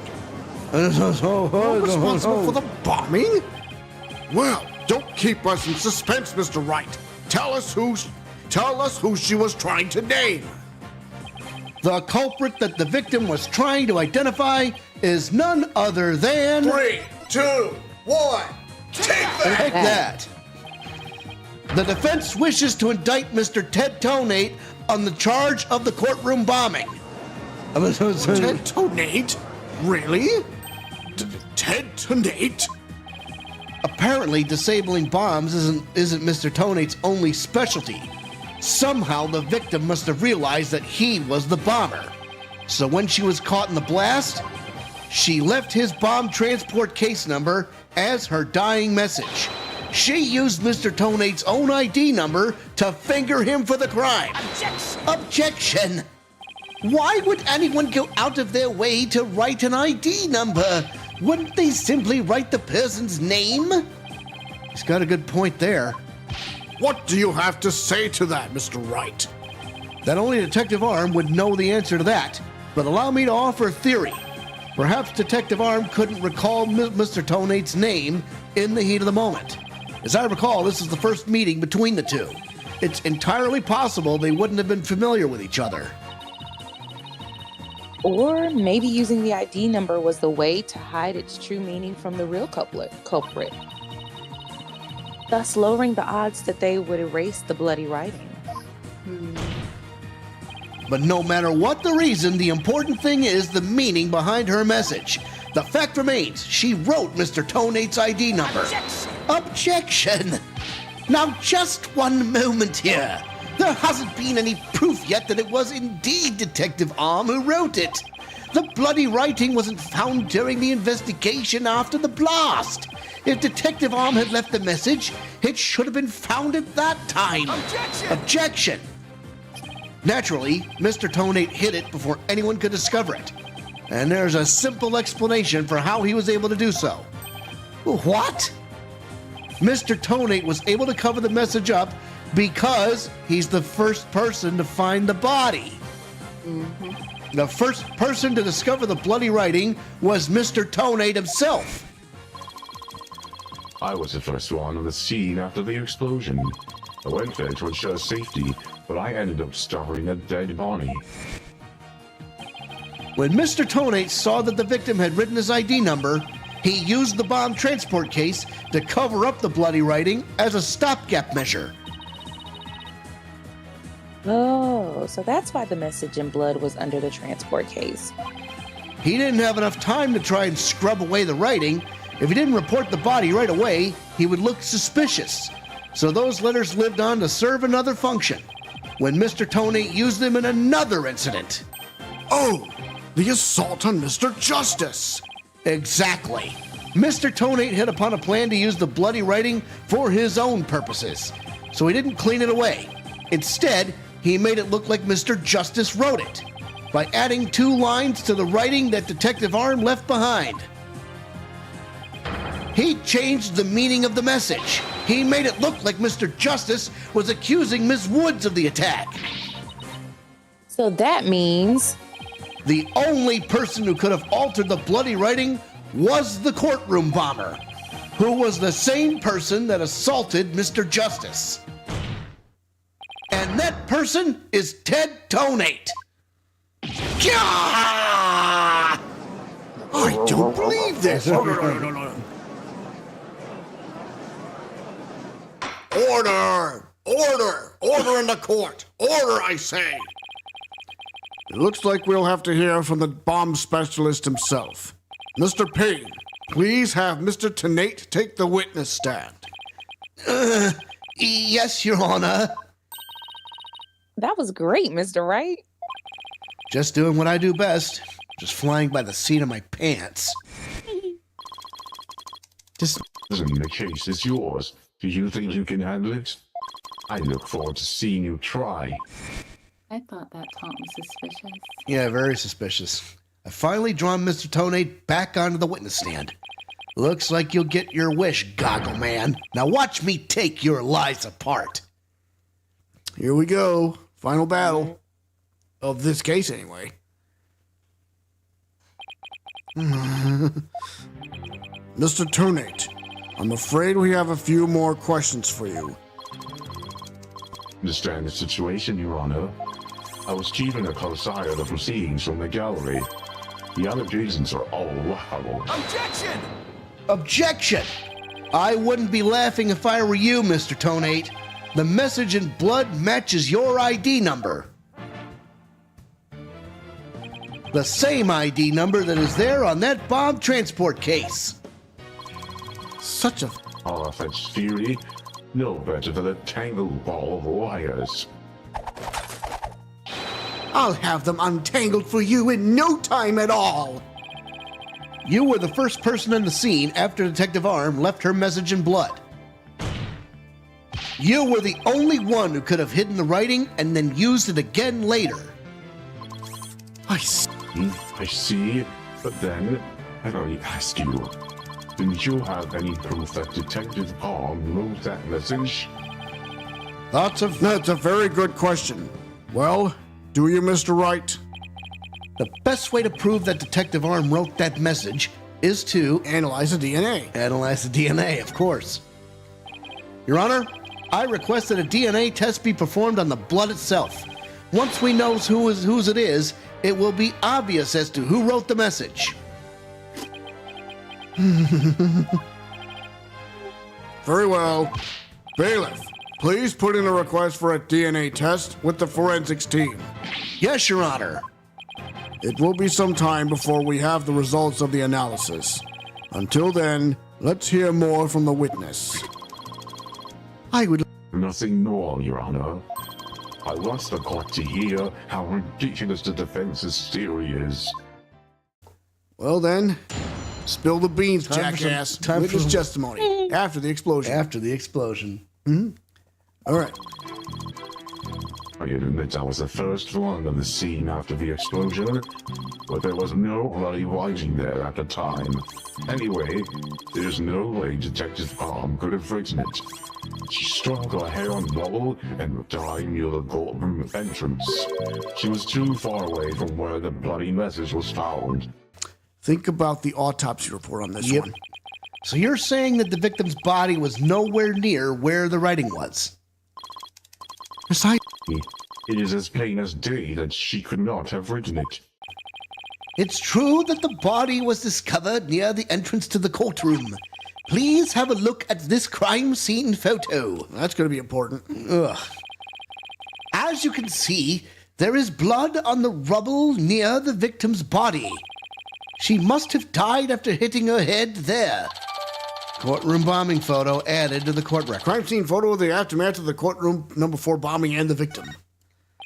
I see. All right then, Mr. Wright. You may cross-examine the witness. Do you have what it takes to take my infallible testimony apart? We'll see about that, Goggle Man. No need to get to the robot here. We're just gonna remember the testimony. Statement 1 says, I admit that was the first one on the scene after the explosion. Now, it says there was no bloody writing there at the time. Anyway, there's no way Detective Arm could have written it. She had struck her head on rubble. And what does the autopsy report have to say about Well, this? the autopsy report says that it was caused by impact with a flat object. Not a sharp object. Objection! Objection! You are a terrible liar, Mr. Tonate.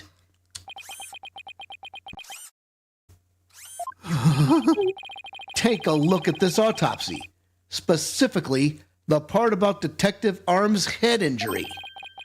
Cause of death, trauma to back of head caused by impact with a flat object. Yes. What about it? Now take a good look at the bloody piece of rubble. It's sharp and pointed. Hey, you're right, boss. It is pointy. Just like your hair. That is odd, isn't it? What could be the meaning of this contradiction? I believe it means the victim did not hit her head on this piece of rubble. The bloodstain you see is just another fabrication. Its purpose is to mislead us into thinking the victim died near the courtroom entrance. Are you sure about this?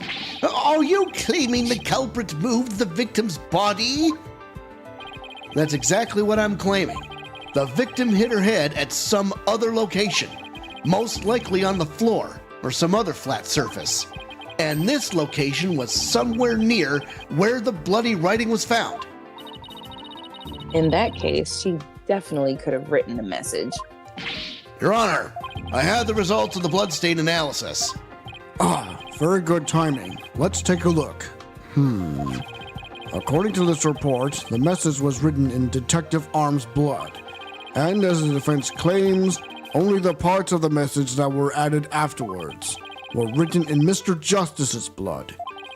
It would appear that the defense's assertion is correct after all.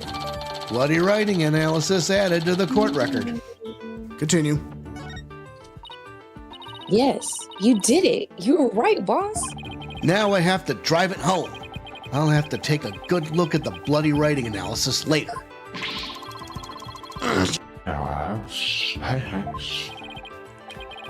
Mr. Tenate, it is now apparent that you have told several lies to this court. I hope you have some sort of explanation for yourself. Fine, I will confess. You will? But then why are you so calm? This time, I will tell the truth. Well, what's your truth, Goggle Boy? Witness testimony, the truth. It is true that Detective Arm wrote my ID number. She very plainly wrote L10015R. I was shocked, but I did not detonate the bomb. Detective Arm must have mistaken me for the real bomber. Not wanting to be accused, I moved the body and covered the writing. My bad. My bad. My ad. Jeez. I see. So it is your assertion that you merely moved the body, is that it? First, I did not kill Detective Hahn. Oh well, if that's all you did then... Wait a minute! That in and of itself is a criminal act! Glad to see you finally crossed that finish line, Your Honor. Very well then. Your cross-examination, please, Mr. Wright. All right, so no need to robot this voice. Cross-examination time. Remember, okay, so it is true that Detective Arm wrote my ID number. She very plainly wrote Ellis. No, he didn't. What was it was missing in that picture? Yeah, because if you take a look at this, there's the R right there. Right, except it's missing. Objection!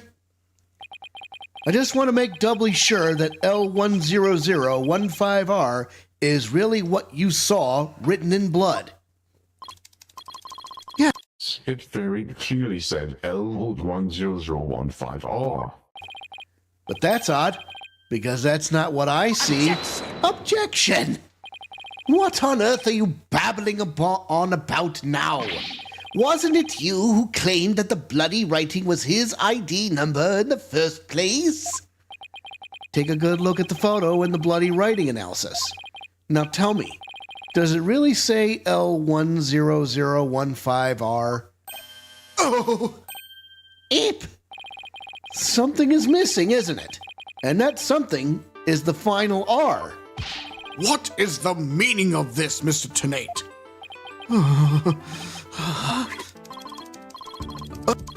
Oh, right. Now in the memo, there was no R on the end. It was just a slip of the finger. My bad. There's that phrase again. Come back, my beautiful contradiction. Mr. Wright, I'm not sure it was just a slip of the finger. You have something for me, Athena? I sense that he's extremely agitated, almost panicked. He does look pretty flustered. Well, Mr. Wright, it appears it was nothing more than a mere mistake. I don't know. Did he really just make a typo? What about that R? Did Mr. Tonate really see it? He actually saw it. Maybe Mr. Tonate really did see the R, but there's no R anywhere in the bloody writing. What's going on here? Huh? Now that I take another good look at the photo, I think maybe... That's it! What is it now, Mr. Wright? Are you trying to imitate Apollo and his horrors of steel? I've got it. So that's what happened. A slip of the finger? Is that really all it was? Because I don't think so. I propose that Mr. Tonate really did see the letter R. But the photo clearly shows that there is no R. No, Your Honor. Actually, just the opposite is true. The photo shows that Mr. Tonate actually could have seen the R. If you're going to make that claim, then you better be able to point out what you mean. What part of the photo shows that Mr. Tenate could have seen the R? Right there. Take that! Please look here, to the right of the 5. Do you see a little bit of red? Oh, I see it. Just on the edge of where the floor is broken up. That's the R that Mr. Tonate saw. Objection! It's true that the witness wears some very, very odd goggles. But that doesn't mean his eyesight is bad, nor his brain power. What part of that little smudge looks like an R to you? Objection! But what Mr. Tonate saw wasn't that little smudge. There was a whole incomplete R written there, before the floor was damaged by the explosion. Oh, well, that explains it. Huh? Huh? Before the explosion? What? Care to explain what you mean? Because you just proposed that everything happened in the exact opposite order. Yep, because that's the way it really went down. The timing of when the R was written turns everything about this case around. Now then, If the floor was damaged by the explosion, when was the message written? Before the explosion. Mm-hmm. With the bloody message running off the edge of the damaged floor like that, we can only conclude that it was written before the explosion. But that's ridiculous. If that were true, it overturns your own premise. That's right. It does. In fact, it turns everything upside down. The victim was not killed by the explosion in the courtroom. She was killed before the explosion ever occurred. Before the explosion? Are you sure? Order! Order in the court! What kind of preposterous claim is that? Have you forgotten that the victim's body was found at the scene of the explosion? Objection! True, but consider this scenario. She was hit on the head and killed before the explosion, or even before the trial began. Her body was subsequently placed in the courtroom ruins after the bombing occurred. That way it could be made to look like she was a victim of the blast. What? It sounds like we had better look into what the victim was doing before the trial. Mr. Payne, did anyone see Detective Arm before the trial? Let's see. According to the police report, here it is. One person saw the victim before the trial, and that person was Ted Tonate. Wait, what? No one besides Mr. Tonate saw the victim? That appears to be the case, Your Honor.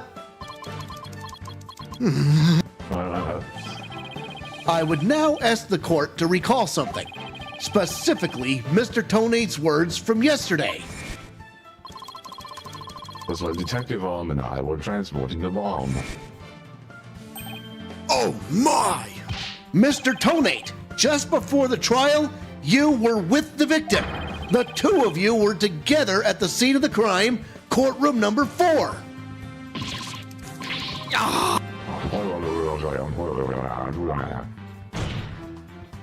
Your Honor, the defense requests new testimony from Mr. Tonate. We wish to hear what he has to say about his whereabouts just before the trial. Mr. Tonate, your testimony, please. My testimony. He's completely unnerved, Mr. Wright. You must have hit the nail on the head. Because all I did was transfer all of the guards room. I already told you we don't want to. Blast this thing! I was only in the courtroom with the victim because of our work! I swear I was only transporting a bomb there! Objection! You and the victim were alone together at the scene of the crime. In other words, you clearly had the opportunity to commit murder. Certainly. Did you not? Certainly. You certainly had the opportunity to commit murder. Did you not? Objection! Tisk, tisk, tisk.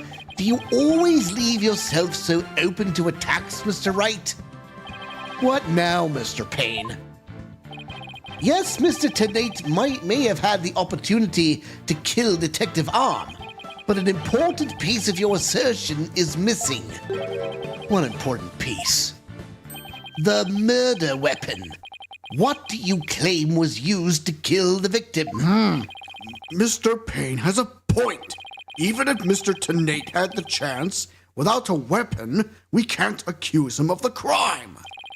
Well, Mr. Tonate? Oh, yes, that's right. I didn't have any sort of thing that could be used as a murder weapon on me. I couldn't possibly have killed Detective Arm. Did he really have nothing he could use as a murder weapon?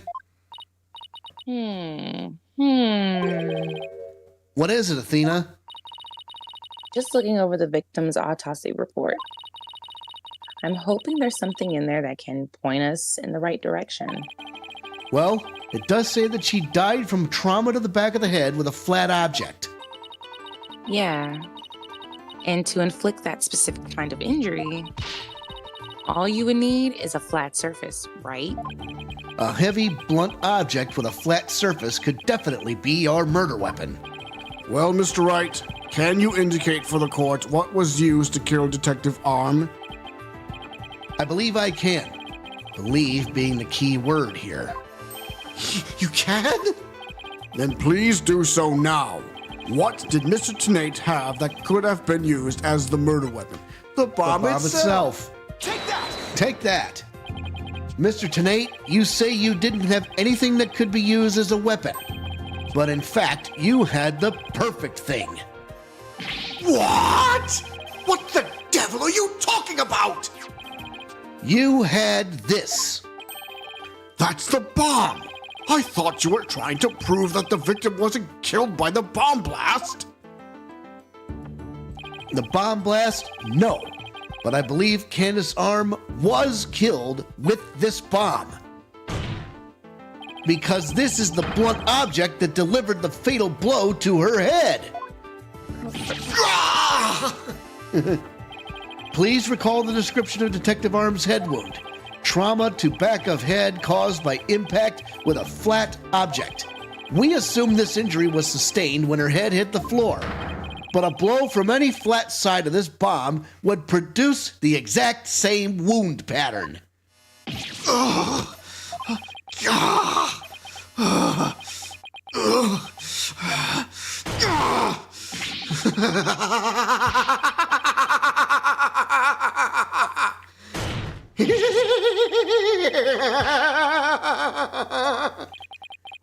What's with him?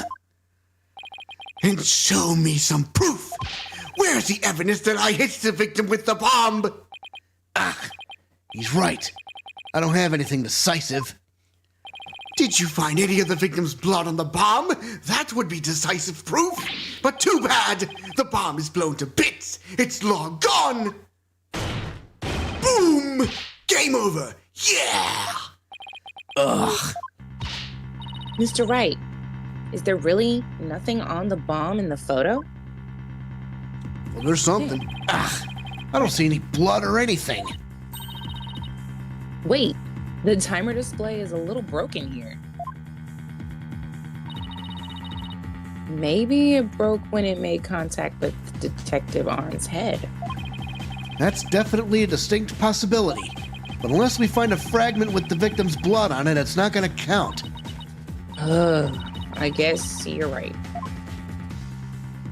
By setting off the bomb, Tonate managed to obliterate all traces of the murder weapon. What in the world do I do now? At times like this, I gotta change gears and look things in a different way. Instead of looking for the things he wasn't able to hide, I should be looking for a way to expose the things he did hide. Ted Tonate murdered Detective Arm before the trial started. Then he placed her body in the courtroom after the bomb went off, which means there was something he needed to keep hidden until then. And I think I have just the thing. Time to present the photo that shows exactly what Mr. Tonate had to hide. Well, it's not this photo. It's what photo is it? Look. Not that one. It's this one. No, not this one. This photo. Take that! Your Honor, there's something we've all been overlooking. If the murder took place before the trial, then Mr. Tonate would have had to hide the body somewhere during the trial. Hey, you're right. And if you can figure out where that hiding place was... Exactly. We might be able to find some evidence we can pin him down with. So where could Mr. Tonate have hidden the body during the trial? Inside the case. Take that. Wait, a box big enough for a body? A box that was in the courtroom the whole time? A box nobody would touch if they thought there was a bomb in it? Mr. Tonate! What is... Did you finally have some decisive evidence to show me? No, you're the one who's gonna show it to me. Come again. You heard me. Now show me what's inside that bomb transport case. What? Why? No! There's no need! I've got him now. Just before the trial, you killed the victim with a blunt object, and then you placed her body in the ruins of the courtroom after the bomb went off. Clearly, you were trying to make it look like she died in the explosion. But where was the body hidden during the trial? Oh, I hadn't thought of that. The answer is right here. Inside a box made of thick alloy plating that can withstand any impact. No, that's completely false. If it's false, you should have no objections to us showing your transport case. Showing us. So, let's open it up and take a look inside, shall we? Hold it!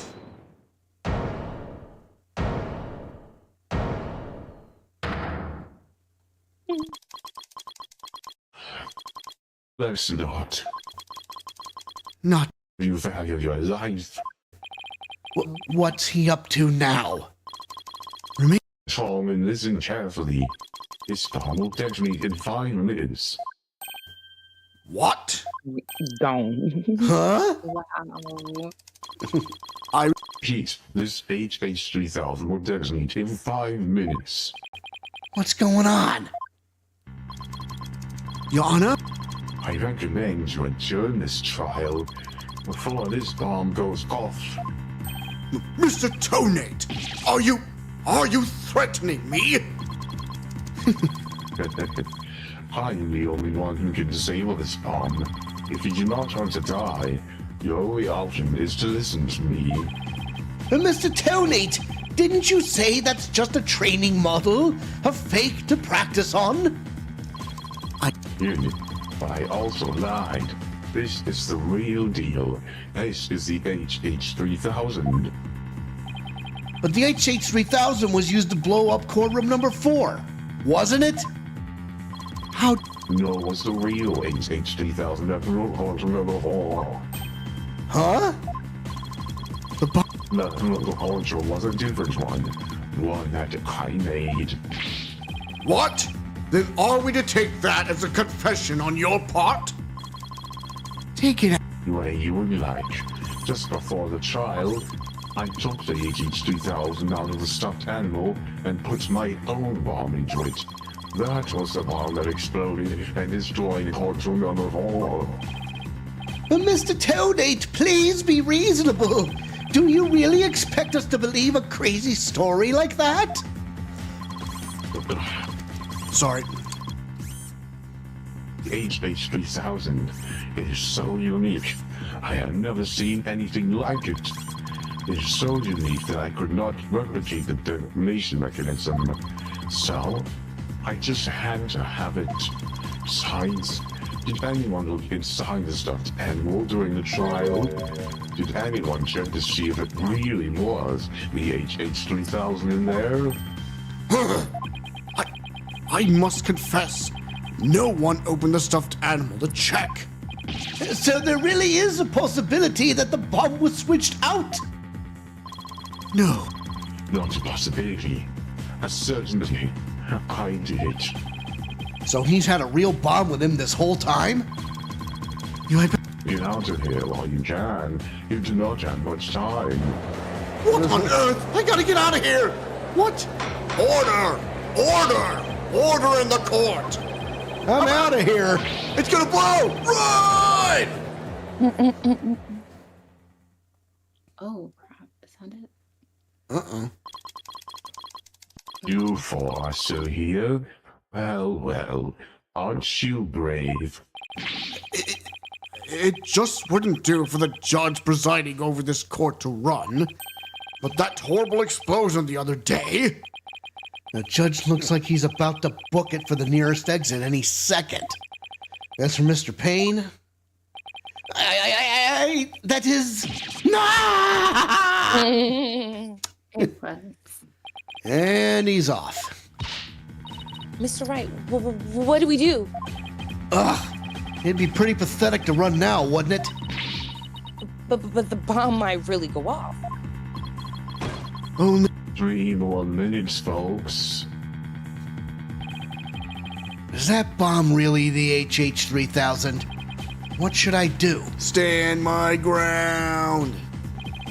I can't run now. Well, It's been fun, but I will be going now.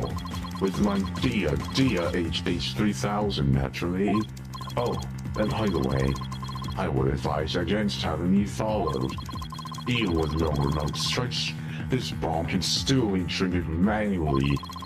If I think I'm being followed, I will detonate it on the spot. Farewell. Hold it! Hold it! You're not going anywhere, Ted Tonate. Oh? Your Honor, there's no reason to be afraid. That bomb is a fake. Are you sure, Mr. Wright? Just more of your famous bluffing, even at the risk of your own life. Mr. Wright, none of your bluffing now. Not at a time like this. Lives are on the line here. I'm not bluffing, and I have proof. Oh, just got home. We're just... Just got home. I would save for next week. We're just about done here. No worries.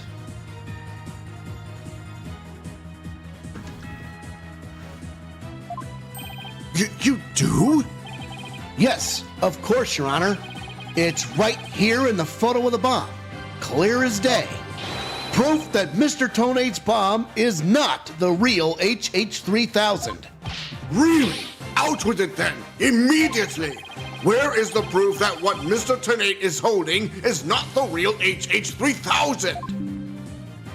Okay, let me know what time for next week. Take that! Yeah, the crack in the thing. The display for the timer on the bomb in the photo was broken. Most likely, it broke when Mr. Tonate used the bomb to attack Detective Arm. But the display on the bomb in front of us is not broken. Oh, you're right. Therefore, this is not the real HH3000. Mr. Tonate was clearly lying when he said he switched out the bomb in the stuffed animal. The real HH3000 blew up in courtroom number 4. This bomb is nothing more than a fake, a model used for trading purposes. Fear not, Your Honor. I will examine the inside of the bomb transport case myself. Yes, please do that, Mr. Wright. No! Stop!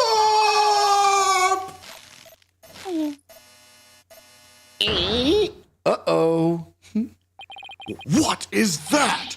Is that a blood stain? Just as I expected.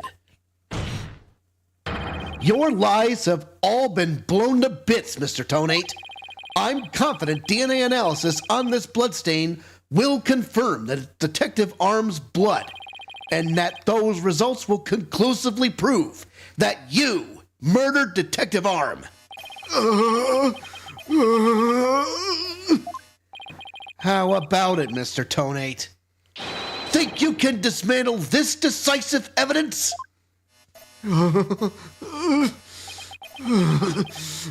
Dismantle it? You're too late. You missed your chance to run, so now you're out of time. This HH3000 is about to explode. Don't try to threaten us, Mr. Tonate. I've already proved that your bomb is a fake. It's real. This bomb is the real thing, I tell you. It's real.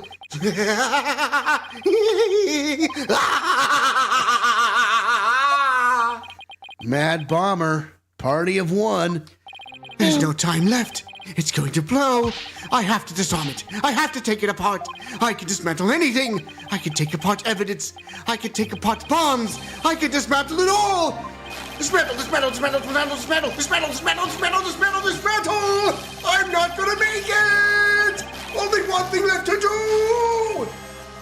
Stop.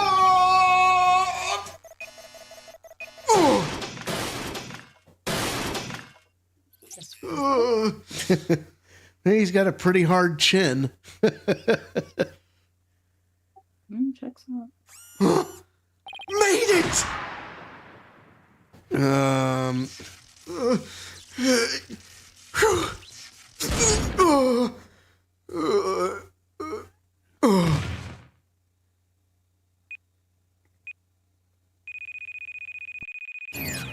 Game over.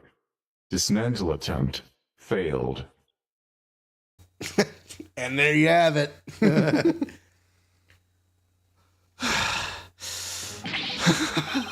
It's all over. My life has been blown to pieces. It's all that stupid woman's fault. I was selling the bombs I disarmed on the black market. When I tried to take this one, she just had to notice, didn't she? She confronted me in courtroom number 4 that day. That's why I had no choice. Bam! Before I knew what I was doing, I hit her. It's all her fault. While I was looking for a place to hide her body, she left a message in her own blood. The trial was about to start, so I didn't have time to clean it up. And now all this. I thought for sure I could disguise her death with an explosion. Then that stupid defense attorney started sticking his nose into my business. After my testimony yesterday, I went to courtroom number 4 and I found that kid all up in my bomb transport case. That's when I snuck up behind him and BAM! And when the idiot police arrested that little girl, I thought for sure I could pin it all on her. Why? Oh, why? You're under arrest. Allow me. Ted to Nate, you are hereby under arrest on suspicion of the courtroom bombing and the assault on Mr. Justice. Your innocence or guilt will be determined at a later trial. Now then, I see that members of the public have returned to the gallery. One person, however, seems to still be running far, far away. Be that as it may, I will now announce Ms. Juniper Wood's verdict. All together, everybody! Not Junie!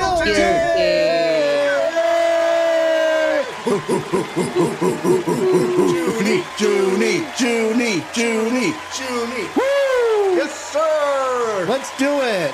Party! There you go. Court is adjourned. 3 best words in the English language. Yeah, buddy. The only time a lawyer can cry is when it's all over. December 18th, 12:31 p.m. District Court, Defendant Lobby, number 5. You did it, boss. Yeah, I guess we managed to pull it off somehow. So many mysteries cleared up all at once. It was amazing. Just sort of worked out that way, didn't it? That's not the kind of thing that usually just works out. You made it happen. And the way that mean old prosecutor hightailed it out of there, it was great. Mr. Wright, Athena, thank you for everything you did for me. I'm so happy for you, Junie. Now you can go back home into the forest in peace. I hope the both of you will come visit me there sometime. That would be nice. Thank you for the invitation. I don't know, Mr. Wright.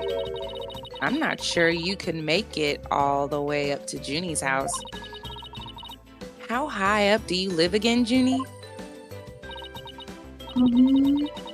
Around 8,000 feet, I think. What? That's no forest. That's a mountain. But you know, boss, there's something that still bothers me about the case. One little mystery we never got around to solving. Oh, that? Yeah, I was wondering about that too. Is this the unsolved mystery you're thinking of? The switch. Yeah, we never found it. The remote switch, right? Yeah, I wonder where it disappeared to. Maybe Mr. Tonate just got rid of it somewhere.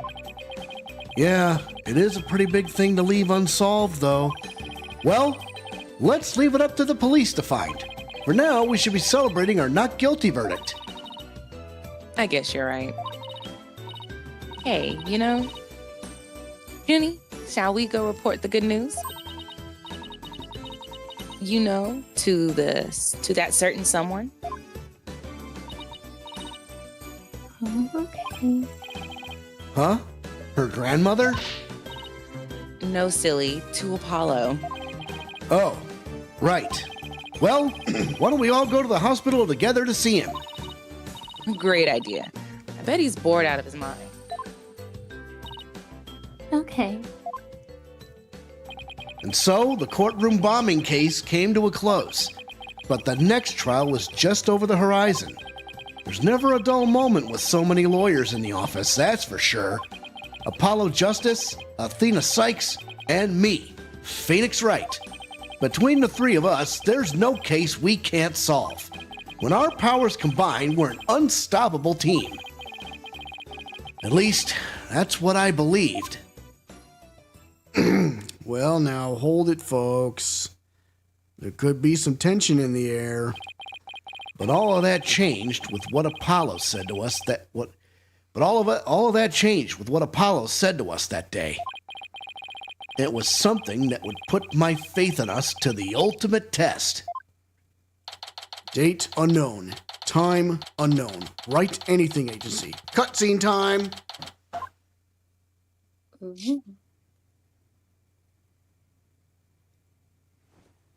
Sorry, but I'll be taking a leave of absence.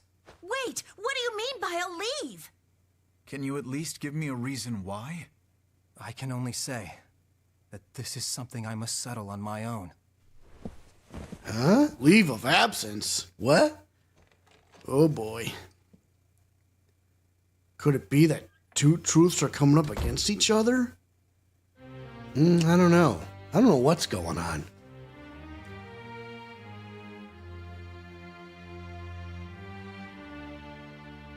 Oh, why, Apollo?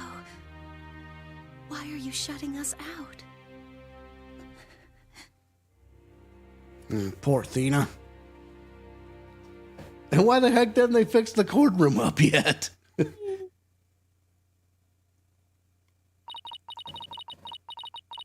What happened to you, Apollo?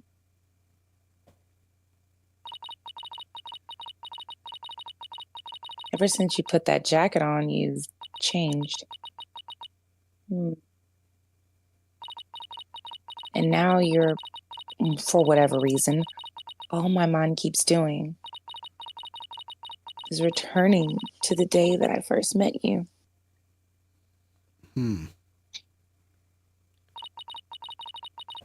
We had tackled our first case together, he and I, this past spring. And as we did, I came to know who he is and how he thinks. It was a very particular case, one in which the victim was killed by a mythical creature. Mythical creature? What? Oh boy. Well, that's odd. Well, that's the end of this case. Finn. Yeah, intrigue indeed. All right, let's save. Let's get out of here. Yeah. Tune in next week for episode 2, The Monstrous Turnabout. Yeah, so buckle up, kids. We're just getting started with this. So, our friend Keyblade Sonic couldn't make it tonight. That was a gaffe on my part. We forgot to mention it was Eastern time, not Central time. But he will be back next week. And we do intend to come up at 8:30 again. I think this is a time that works really well for all of us.